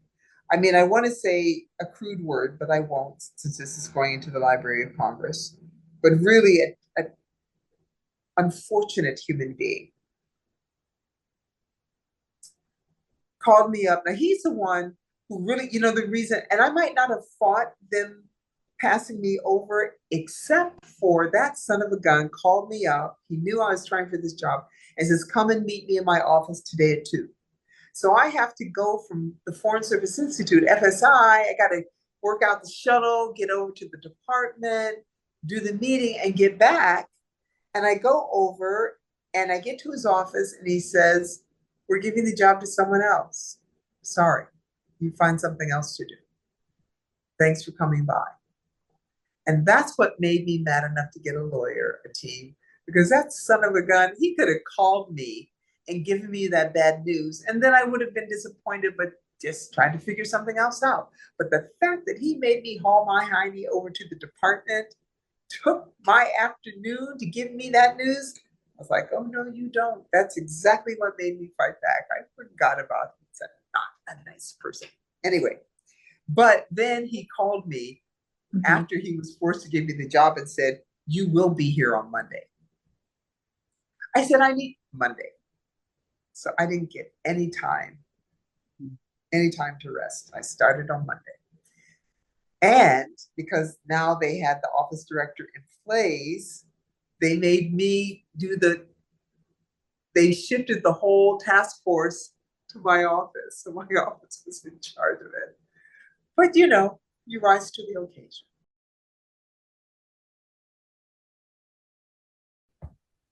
Thank you so very much, Ambassador. Please proceed. Okay, so after I got back from Jeddah, put my family together again. They've been scattered between the US and the UK. It's 2 kids and a husband. I started looking for work, and because of losing the assignment after Jeddah, I didn't have one, and so really began to fully understand the term quarter walker, which is a State Department term for people who, for whatever reason, have been damaged or nobody wants to hire.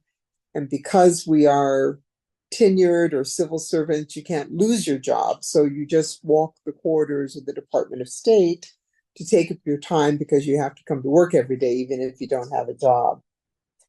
And I got offered the position of running the Middle East area studies at the Foreign Service Institute, which I wasn't so excited about, but turned out to be a fascinating assignment. And I honed my education credentials there, looking at what the training and education efforts were for diplomats heading to the region and realizing that it was very boring.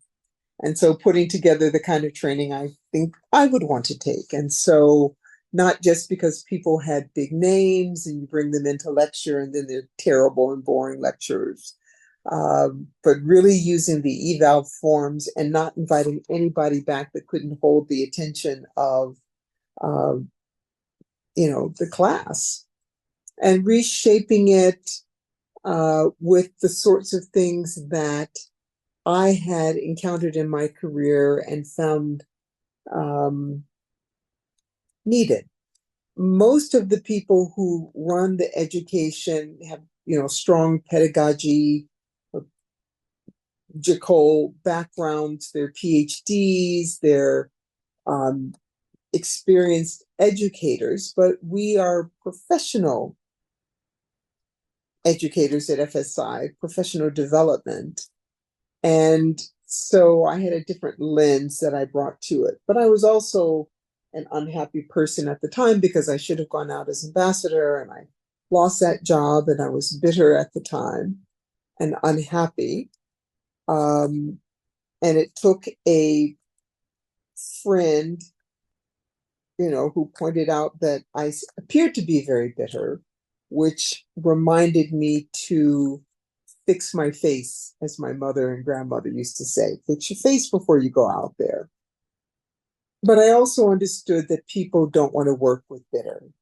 I think many of us have had the experience of working with someone who is unhappy in their work or didn't get as far as they thought they deserved in their career, is resentful and demoralized and just a rainy day sitting in the office with you. So I rearranged my attitude about what I was doing. And much to my surprise, by the end of my time there, I got an award. Um, and I gave a lot of apologies to my colleagues because for several months they did not get the best of what I had to offer because I was distracted by my sense of betrayal by the Department of State. So turn that around, and the war between Israel and Hezbollah broke out in 2006. And I was trying to figure out a way to get back into the department and get back into NEA because NEA had said they didn't want me in the bureau. And I had bid on the job to be the country director for Egypt, Syria, Lebanon, and Jordan because I had worked in Egypt. I had Hebrew as my first foreign language. I studied at Tel Aviv University, so I had really deep and extensive regional experience. And I volunteered to be a coordinator for the task force that was trying to help American citizens get out of Beirut. So I did that every night from 11 p.m. to 7 a.m. and then went to work at FSI during the day and then came home and slept for a few hours and then went back to work again.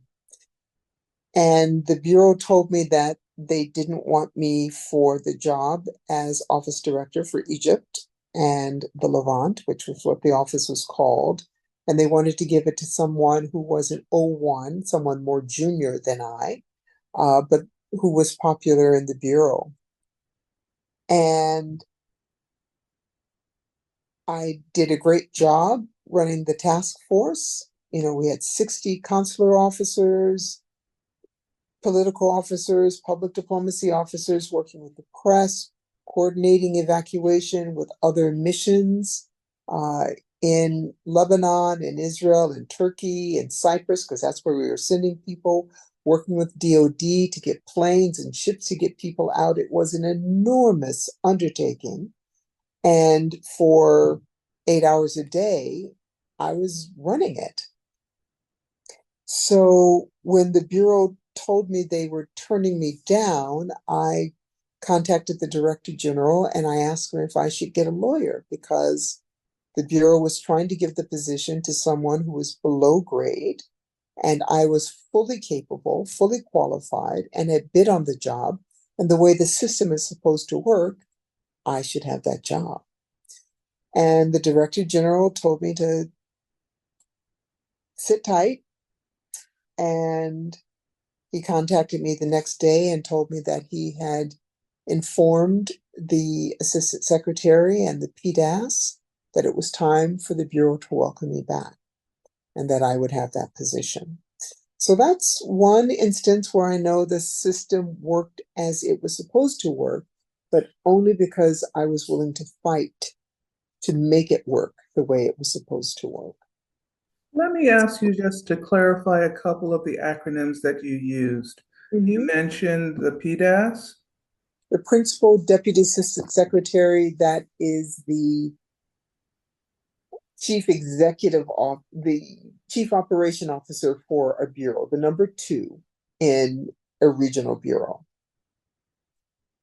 Thank you so very much for that. And so you did that. You led that office of I Egypt and the Levant. I did. And then they moved the whole task force to my office. So we had quite a lot of work to do, but a really great team. After the war finally ended, we were tasked with coordinating, pulling together $1 billion for Lebanon, for the rebuilding of Lebanon. And of course, in the government, a lot of funds are repurposed. So the Agency for International Development pooled some money that it was going to do some things with, but repurposed it to add to this $1 billion package for Lebanon. It was a nice round number, looked good, would have impact, which would get other nations to donate funds because Beirut had really been destroyed under the Israeli bombardment, much as what we're seeing in the Gaza Strip today. So I ran that office for 3 years. And as I was looking for my next assignment, I was really working on getting back to an ambassadorship. That's what was taken from me unfairly and what I came to do. And I had some really wonderful mentors who talked me through strategy. And one, Marianne Thomas, an amazing woman, said, concentrate on doing your best job because that will keep you getting promoted. And indeed, even though I couldn't find a job in the department, I got promoted that same year to minister counselor, so equivalent of a 2-star general. Couldn't find a job, but I got a promotion.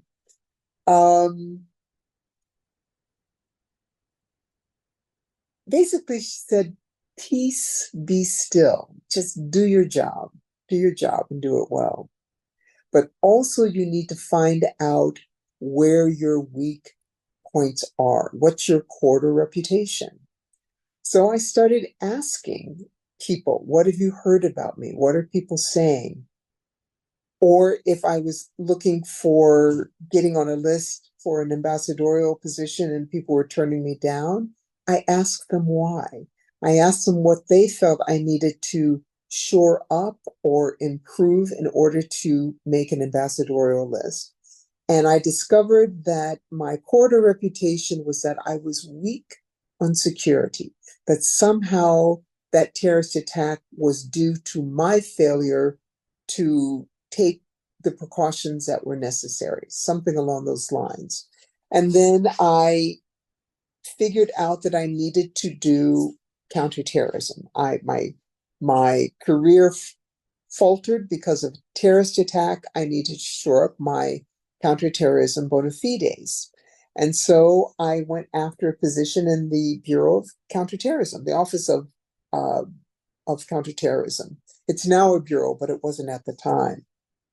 And the assistant secretary at the time, Del Daly, a 2-star special operations general, the ones that go in like Delta Force or can't think of what the Army Rangers, et cetera, et cetera. And I went to him and I said I wanted to work for him. I wanted to work in his front office, which is where the senior people are, the deputy assistant secretaries. And he told me he didn't want me. And I went back and I said, but I'll do a great job for you. And he said he didn't want me. And I gave it a few weeks. And then I called him up and I said, listen, I've got another offer, but I really want to come work for you. And he said, take the other offer. So he didn't buy that. But I said, no, I really want to come work for you. And I stalked that man for months. And at one point, finally, I was wearing him down and he said he wanted an ambassador. He wanted someone with the stature of an ambassador to deal with our partners around the world. And I said, I get that, but, that doesn't mean an ambassador is going to be the best person for the job. I said, you're a general, a 2-star general.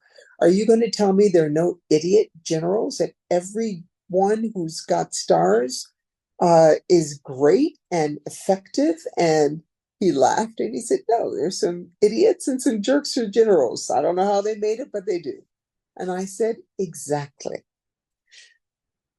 So he finally hired me. And I worked for the Counterterrorism Bureau for 4 years, honing my reputation, learning budgeting skills, which many political officers don't get. Public diplomacy officers get it because they get they get budgets and staff early in the careers, but political officers, we can get a really long way before we get to supervise anybody.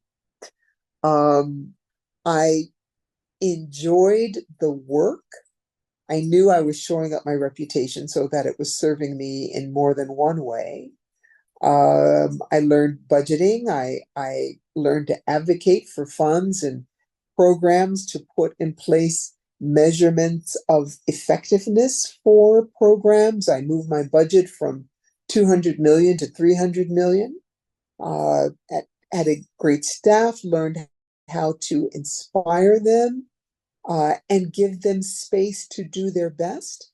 I instituted, because the PDAS was not very interested in managing people, so I took on some of those duties. I put in place a requirement for the Bureau for minimum of 3 days and maximum of a week training, that everybody in the Bureau needed to go over to FSI for training courses, either to further them professionally with regard to counterterrorism, or to take something else that would help them in their work, to give them a break from the day-to-day and hopefully build their professional bona fides. Evidently, that's very unusual. We had a very diverse group of people working in the Counterterrorism Bureau. And I found even in Saudi, when you have a woman or a minority at the top, that people who might not otherwise think of bidding on those positions, of pursuing those positions, when they see diversity and color and race are simply the easiest shorthand for this is an inclusive environment. There's a place for you if you've got the job. And so even in Saudi, at one point, every section head in my mission was either female or a minority, every single one. And we were hiring people with great diversity in the Counterterrorism Bureau, which was great because it made us smarter in the issues with which we were dealing. And at the time, I was getting the support of the assistant secretary and letting him know. And the undersecretaries who make the decisions about ambassadors said I was looking for an ambassadorship. And at one point, the counselor asked me to take on the position of special envoy for food security. And I talked to the person in the job, and she basically said, you do a lot of traveling, but you're basically traveling the world with a tin cup, asking for other countries to pony up. And she said it was challenging because we weren't giving as much as we should be giving, and that most of the power on this mission, with this mission, was with the Agency for International Development, AID, because they're the ones that do food security. State Department, it was a very small office, I think 2 people, and basically, trying to get money. So I turned that position down. And I also did my research, just to see how many women, how many African Americans, and how many African American women were getting ambassadorships. And this was under Obama. And I went back, our records went back to 1946. I started doing every year, reviewing ambassadors. Some years there were 2, some years there were 4, some years there were none. And under President Obama, to that point, because this is like 2010 at this point, 2011, there had only been, so after I got all the list of Blacks and women and Black women, then I broke it down further between political appointees and career. And of course, the majority were political appointees. So at that time, Black women, there were only 3. And I went to the counselor when she asked me to take this other position. And I said, no. I said, I want to be an ambassador. I was selected for one in 2004, and it's 2010 now. And I've earned this, and I will do a great job. And she said, well, it might not be your time. And I said, well, what are you saying? And what kind of administration this is this? Because you all are not giving African American women a chance. Is there a reason for that? And she's like, what do you mean? And then I pulled out my paperwork. And in the last, I don't know how long we've been doing it, but of course, some of it was historical. And then some of it, I was just going through State Department magazine because they put photographs so you can see who's who. And I said, this is the record that I have reviewed since 1946. And this is the truth here. And she said, let me get back to you. And I guess she looked at what I had pulled up and how few women, African American women, had been US ambassadors. And she called me back a couple of weeks later and she said, we're going to make you an ambassador. You're right. You're right. Bullshit. Excuse me. My lovely department. So then they told me I was going to Cyprus. And I was like, because she thought EUR was the worst of the bureaus, but EUR sucks, but so does NEA. NEA has had exactly 2 female Black ambassadors. WHA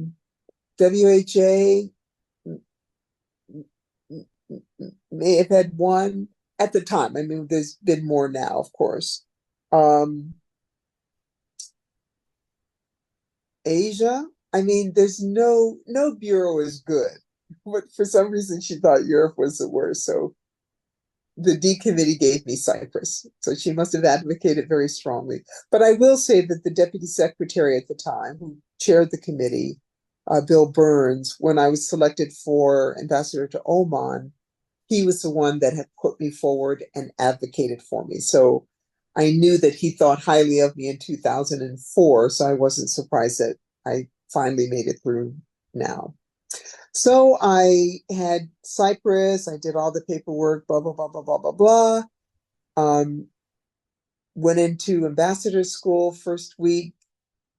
We ended it with a trip down to SOCOM, which is Southern Command, on a military plane with great flight attendants and great food on the plane. And they flew us down and they fed us and they briefed us, on U.S. military relations with the group. There were 6 of us, with each of our posts that we were going to. The military told us what they were doing in our posts, and then they flew us back to D.C. And I was like, oh, that's what it's like to have money, unlike the Department of State. DOD has money. And then that following Monday, I got called to the deputy secretary's office and he said, Gina, how's ambassador school going? And I said, oh, it's going great. I'm really enjoying it. And he said, are you learning a lot? And I said, yes, yes. And he said, great. Listen, we're going to change your assignment. You're not going to go to Cyprus. I need you to go to Malta. And I just, got used to Cyprus. And when I went to meet with the assistant secretary for Europe, for Cyprus, obviously I wasn't his choice for Cyprus, because the D committee will do that. The deputies committee, which is the committee that does the selection of chiefs of mission, career chiefs of mission, overrode, as they do from time to time, the assistant secretary's choice. So when I went to see him, he wasn't very friendly. And basically he said, don't fuck it up. And I'm quoting, don't fuck it up. Your predecessor, ran afoul of the Greeks and the Turks, both sides in Cyprus. Don't fuck it up. That's all I have for you. And then I went away. So when the deputy secretary said, we want you to go to Malta, and I was like, oh God, Malta. I said, it's a nice place. I said, Bill, I do I do tough places. I do places where I got to fight to make them like Americans. And he said, Arab Spring, Libya is going to hell. People are evacuating through Malta. Libyans are in Malta. We need someone there who knows the Middle East. I need you in Malta. And yes, it was a lovely tourist spot 5 years ago. It may be 10 years from now, but it's got issues now that we need a career diplomat. Well, we served, so I said, okay. Said, okay. And it took a while. I think they had a hold on Obama's appointees. In like 200 of us got through at one time. It was just, the hold was just exhausting. And I ended up spending a great deal of money putting my children in boarding school because they begged me not to interrupt their school year. And I knew I would go as soon as I got confirmed. So the compromise was to put them in boarding school. And that way, whenever I went, I could go and they wouldn't have their schooling interrupted. But it was the first time sending my daughter away again, voluntarily this time. So,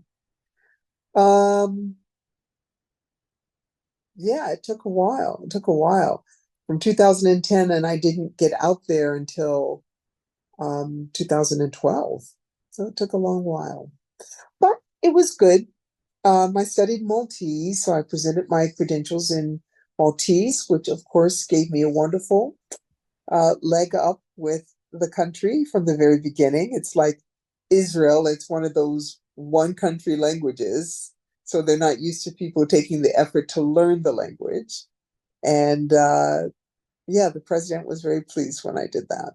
So that was good, very nice. And my daughter continued in boarding school for 2 years. My son was um, in college at that point. And my husband came with me, and we had 3 really fascinating years in Malta. We had some issues with the Maltese reflagging Iranian vessels. So that was the first thing I had to do to get them to stop doing that. We lost my friend and colleague, Chris Stevens, who made it through confirmation the week after I did. So we used to speak from time to time while we were waiting for confirmation. And he went out to Tripoli, I think, really like a week after I did. We really got out there very quickly. But of course, he was killed in 2013. I had a year in Malta without bodyguards. But once Chris was killed, the security situation, they decided, there were no safe places, and there was enough really interesting things going on in Malta that I lost my freedom my second year. So I had 3 years of bodyguards, which I'd had in Saudi and did not love, but they were all very professional and took good care of me. But after Chris was killed, and then Deborah Jones was appointed the next ambassador, and then the security went to hell, and they evacuated out of Tripoli, and the embassy came to Malta. So for a year, I had Embassy Malta and Embassy Libya in my mission. We had a new mission, oversized so that we could grow. So we had enough space to have two embassies there. And we were together for a year, and we worked it out just fine. Deborah and I had known each other for many years. She was my sponsor, my very first assignment in Baghdad. So I went and welcomed her at the airport. I said, I'm returning the favor. You welcome me, my first assignment. And Libya was her last assignment. So I said, I'm doing this for you. And we joked when we were going to the Chief of Mission conference. I said, listen, you come in that door, and I'll come in on this side, and we'll see each other. And then I'll take off my Christian Louboutin shoe, and you take off your Manolo Blahnik shoe, and we'll raise it like we're going to kill each other. I think it would have been really funny because, of course, everyone was writing me and writing her separately. How are you managing together? Are you getting along? What's happening? Because everyone expected that we would be fighting. Because you can't have two women in one mission. I don't know. We were fine. And in fact, once she moved on, um, the mission moved to Tunis because there were more Libyans living in Malta. Um, second, um, the Bureau and the executive secretary asked us to write about our experiences because there are many missions, Brussels being one, Rome being another one, Saudi being a third, where chiefs of mission are co-located and they don't speak to each other. It's generally accepted that they're going to hate each other and fight and blah, blah, blah, blah, blah. And we absolutely did not. So they wanted to know how did we prepare for co-locating? How did we troubleshoot when there were issues between the two missions? What did we do to resolve issues? What was communication style like? How did you manage sharing assets, et cetera, et cetera? So we did interviews with the executive secretary to talk about how to co-locate. So that was good. And then I was in Malta from 2012 to 2016. I had to stay almost a year longer because they weren't getting people confirmed. And the department decided that no chief of mission would leave until they had a confirmed successor. So I came back to the States in 2016 during the midst of Snowmageddon and did a stint at Cyber Command, which I can't talk about because I had to take a lie detector to get the position and it was all top secret code word. But what I will say is I only lasted, while the work was fascinating, I only lasted 6 months because I had to work out at the NSA and it was an hour commute on the Beltway every morning and people are really mean. And I don't like to drive anyway, and I'd have to fight my way into the office and fight my way home. And it got so that I'd have to sit in my car for about 10 to 15 minutes just to decompress from the commute. I was so stressed. And there were times when my husband would send me back to the car. He said, "You're not ready for company yet. Go back to your car," because I would be really snappy. So after 6 months, I curtailed and joined the Board of Examiners, which was a great experience and also a little shocking because the racism that runs deep in the department was on full display there with my colleagues. So embedded, they didn't even notice it. Where the director of the office, when we were training, announced to, there were 20 of us, announced to us during our training as we are being prepared to judge people on their one-day performance for their appropriateness of being a diplomat. She said, African Americans have cognitive difficulties with large amounts of reading material.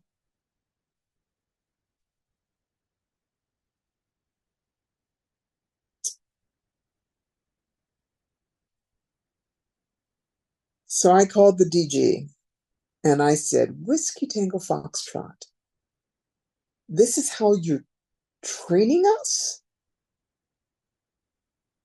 to go in there with the expectation that African Americans are going to perform more poorly. I also learned, as they explained the Pickering and the Rango programs, that they were basically, and I knew this before I got there, but that they were being viewed as a back door or a side door or letting in people who weren't prepared to go through the normal way of becoming a diplomat, not at all recognizing that they were far better prepared than those of us who came through the test because of the internships they went through, the training they went through, even as they were in graduate school. And many of us didn't have graduate degrees. You don't even have to have a degree. And they were required to have a GPA higher than what I had. Frankly, I'm a good test taker. I was a lazy college student. I did very well in graduate school, I do want to say that. But as an undergraduate, I hope I was a C student. But they were dismissive of Pickering and Wrangles. And as they explained to us how they were able to choose their cone, and that most of them chose political. And I think people coming in anyway mostly choose political because that, at the time at least, was a sexy one. The assumption is that, and truly, that most ambassadors were political coned officers. So, of course, if people are coming in and want to be ambassadors, they're going to choose that. But I remember another of my colleagues in training saying, oh, so they take up the position from a real Foreign Service officer. And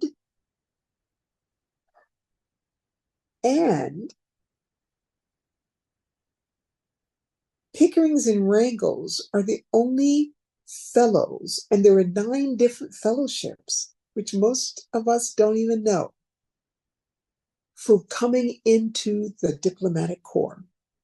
You can come in as a Pickering or Wrangle or Payne. You can come in as a Boren. You could come in as a AAAS. You could come in as a Presidential Management Fellow. These are civil service positions that if you have done certain types of work in the Department of State, have the support of your boss, you can skip the written exam and just take the oral exam. And then if you pass the oral exam, come in. Pickerings and Wrangles are the only ones who have to take the written exam as well as pass the oral exam, except the AAAS and the Boren and the PMFs are mostly European Americans. Pickering and Wrangles are Latino, Latina, or African Americans. And so they, because of visibility, are immediately dismissed. One of my fellow examiners, as we were reviewing the scores, made a comment, oh, she must be a Pickering.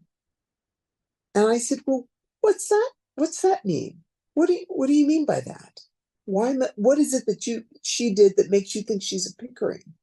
And she immediately, she knew she'd said the wrong thing. And she refused to engage with me. She wouldn't answer my questions. She wouldn't engage. Now, maybe mine was a little belligerent tone of voice, but you say something like that, you better be able to back it up and explain yourself, which she refused to do. And then at the end, the woman wasn't a Pickering. So that, oh, and there was so much more. And so in that I learned, because we did have, as we were judging people, we did have a section on diversity and inclusion, but it was clear, which is why I was so insistent when I became Chief Diversity Officer, that the DEIA precept had to be standalone, because we'd had it as one of the things to be judged on since 2016, but it was under management. And if you had managed funds or you had managed programs, you could ignore the DEIA part altogether and still pass that. You see, you could ignore it. People like me who care would look for it and score accordingly, because it's important. But if you didn't care or you didn't support it, you could ignore it and still give people high scores. May I So ask you this? Are you saying then that the DEIA is part of the precepts for entering the Foreign Service now? It always was, but it could be ignored because And it was a list of, they gave you a list of 20 things to consider, but you didn't have to consider all 20. You could write about whichever ones you saw. Now, I would ask questions or look for, do they work well with diverse groups? Did they do something to ensure that the playing field was level regardless of background? But if you didn't care about that, you could ignore it. That's why I felt and worked hard and accomplished that you couldn't ignore DEIA for promotions. Because I said, this is a leadership judgment. Can you get the best out of everybody? That's inclusion. Anyway, but the current Director General did not agree, did not support it, and my understanding is that she's trying to get rid of it. Anyway, after that, and of course, there was a change of administration, and I got tapped and paneled into running the Office of Global Women's Issues. And then Ms. Secretary Tillerson's chief of staff said he didn't want leadership for that office, and they were not going to allow me to take up that position. And they didn't care what I did, but I wasn't going to do that. And so again, I was a quarter walker, didn't have a job. Went over to FSI because he was doing the reorganization of the State Department. So I went as senior advisor to oversee the reorganization of the Foreign Service Institute, but there was no money to do anything. Nobody wanted to do anything. So it was what we call a nothing burger job. And there was nothing else out there. So that's when I left. And that's that. And yet you returned as a political appointee to become the Department of State's first chief diversity officer. So do tell. Yeah. So, I actually proposed making a chief diversity officer under the Trump administration. I met with the deputy secretary. I'd done my research with DOD because they had one for the Army who I met with, and I was talking to CDIOs from Shell Oil, it starts with a D, two other big Fortune 500 companies. I can't remember how I got invited to speak, but I did at the German Marshall Fund. They had this big panel, and I met the other ones. And I was like, oh my God, we need that at the State Department. We're so racist. We're so sexist. We need that. So I put together a plan. I said it should report to the deputy secretary. And I went to talk to him about it. And he said, oh, this sounds like a really great idea. He was very gracious. Send it over to the Director General. And then I sent it over to the Director General and talked to him. And he's like, why would I do that? That would dilute my power. And that ended that discussion. But I do recall I had this plan in 2017. I tried to get it done under Trump, but it was the wrong administration. So I had that idea and did a lot of talking about DEIA. I had a very impactful Senator Menendez, who, God bless his corrupt soul, I'm so sorry to say, because he was a champion for DEIA, particularly with the State Department. He was very helpful. He was thoughtful.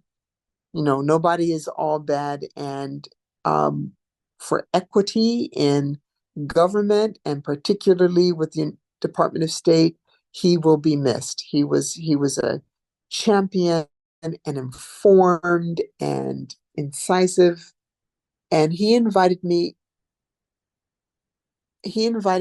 to address the GAO report. And I can't, somebody told them they should invite me, but gosh, what an opportunity. An opportunity to speak honestly and clearly. It was great. So I did.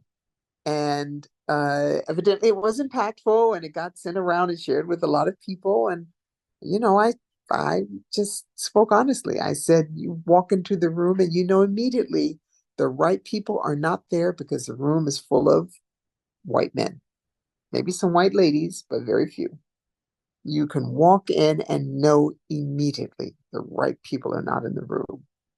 And I talked about the stats, from the report that, you know, 87% of senior positions were held by whites and 63% were held by white men, and that does not reflect America. It does not reflect the abilities of the rest of us.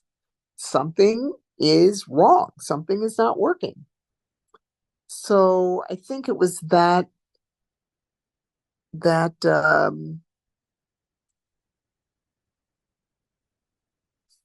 testimony brought me to the attention of those in the campaign. I certainly um, believed that we needed a change of administration. I'd written an op-ed for the New York Times when I left the administration and explained why I left and how damaging to the Department of State and to the American people. Um, the secretary at the time and the president at the time, their complete lack of understanding and appreciation of America's representatives. So that's when I became a co-chair of one of the foreign policy working groups for the Biden campaign. I did it for a year and added a great deal of diversity to the campaign, I will say, and parity. And I press people to be really precise in their language. To bring on women, white women, is to improve gender parity, but not diversity. So, white women, parity, important. Diversity, that's going to be people who are not European American. And so the 26th of January, I got a call from my dear colleague, Tony Blinken, who was Tony until then, because then he was Mr. Secretary, who called and asked if I'd be willing to come back as a Chief Diversity Officer. And I said I would. I didn't want any other job. I felt I could make a difference in the department. I knew I was going to have to gore some ox. I know how hard we fight for our privileges and to keep things the way they are. And so it was going to be important that I wasn't looking for another job after that job because no way was I going to get one because I was going to have to upset too many people. But I was thrilled to have the opportunity to, as I like to say, the organization that I have loved so deeply and which demands so much of us, that it should become an organization that deserves the sacrifices that we have made for it. So I got some really good things done. I know why I didn't get more done. And I know that I was set up almost as well as one could be set up in that position, which is why I was able to get so much done. I had so many colleagues in other government agencies who got no staff, got no budget, got no support, and just, disappointment all the way around. Another federal agency that larger than the State Department, I talked to my counterpart, the chief diversity officer, and he said he did not have his first sit down with the secretary until the day he tendered his resignation. It's the first time he got to sit down with the secretary. Every bit of support he was promised, none of it came through. Another colleague I helped her design her position based on mine. I told her where she needed to sit in the hierarchy of the organization.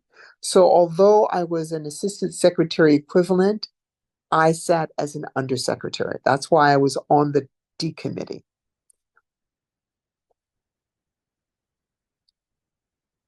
And she didn't meet with her leader. She did not either.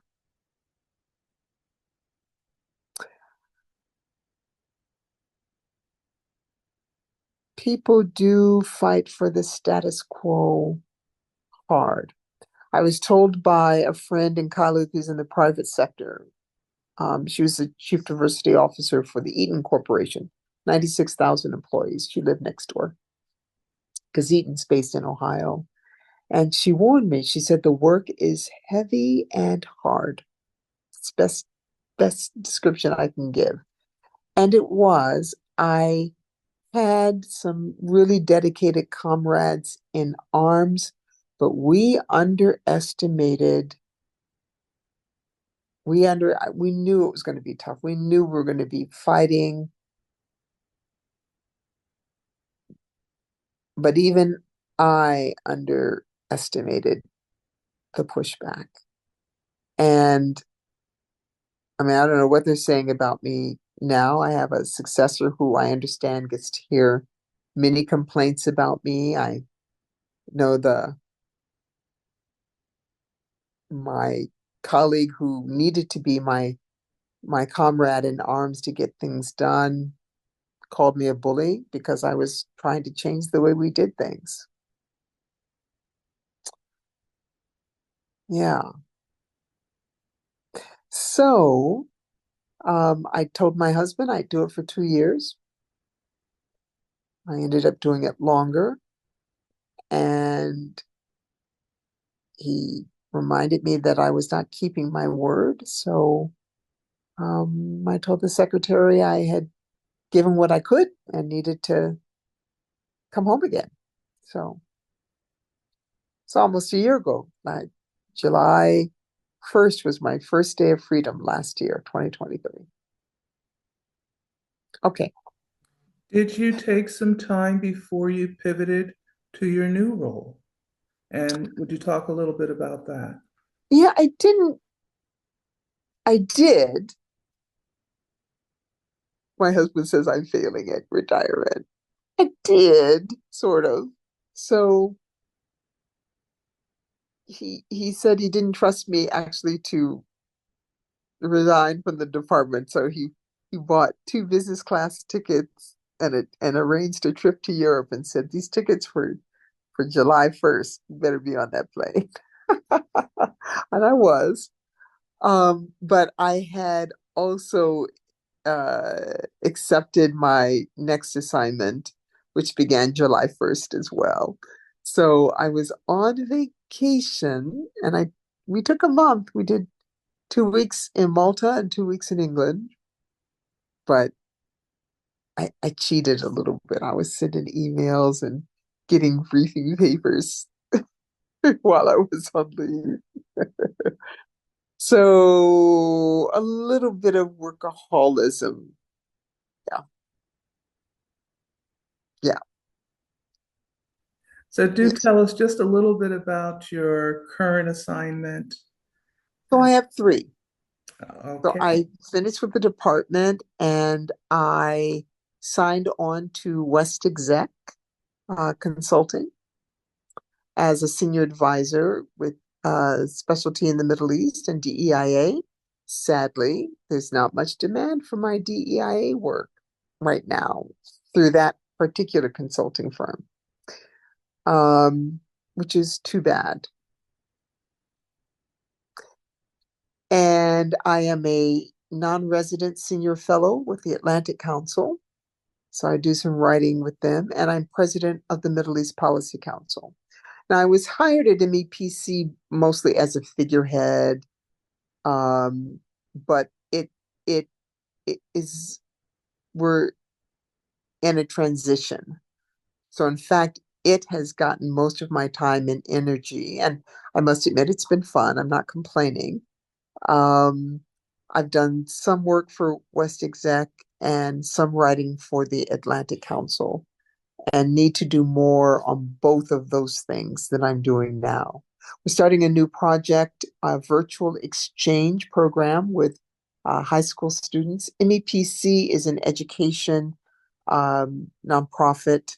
We publish a journal. We do conferences on Capitol Hill to educate members and their staff that actually write the legislation on issues of U.S. Middle East policy. And we run a website called Teach Mideast that provides information and support to high school teachers on the Middle East. But we're now starting a virtual exchange program with high school students. And I'm very proud of this organization because we really do soup to nuts, as I like to describe it, from high school students, you know, introducing them to the rest of the world in an unbiased fashion where we provide facts. We inform about U.S. policy, but we're not trying to make them, you know, pro-Saudi or pro-Gulf or pro-Israel or pro-Palestinian. We're trying to factual, um, all the way up to policymakers.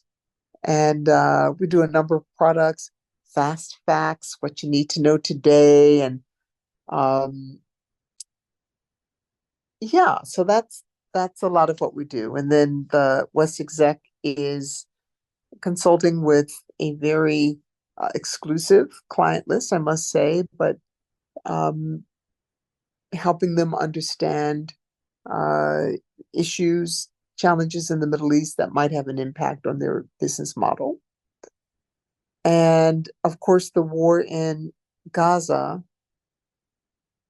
has kept me very busy. So I wrote a piece for the Middle East Institute that got picked up by NPR and then BBC. And so now I'm also a contributor to BBC. I've done over 80 interviews with them on not just US Israel, but Israel Palestinian, US Iran, anything Middle Eastern, and some commentary on elections coming up. So that's what keeps me very busy.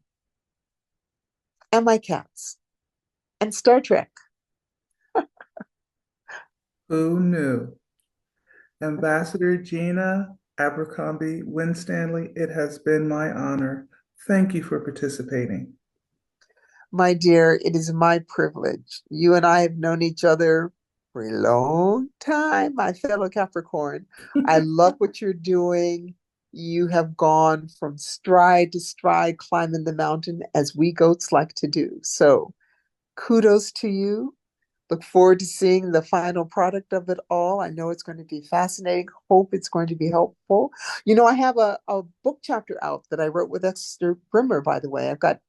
I did the forward and some interviewing for one book, which is entitled The Leadership Guide to Young Black Leaders, What the Leaders Want You to Know.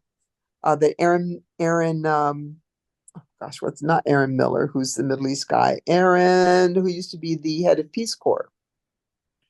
I know you're talking about because we served together in South Africa. Yeah, I can't think of But I don't you want know, to press too hard for that. that's okay. It'll come. It'll come. And then a chapter on diplomacy for a new book that's out to help teach courses in diplomacy. So I have a chapter in that I co-wrote with Esther Brimmer. So those are two projects that I've done between 2017 and now as well. That was good. I have a book in my head that I need to write, but I don't know when I'm going to get the discipline. I need to apply for a grant to make me write it, if that makes sense to you. Yeah. Yeah, because the DEIA stuff, there's there's a lot. And even though unfortunately leadership is increasingly running scared, I can tell you the workforce wants the work to be done, wants the work to continue. So we're gonna have to figure that out because gotta keep it going. Anyway, so that's it. Thank you so much. All right. Well, you have a great rest of the day and keep me posted. And good luck with finding the first half. You'll Great. find it.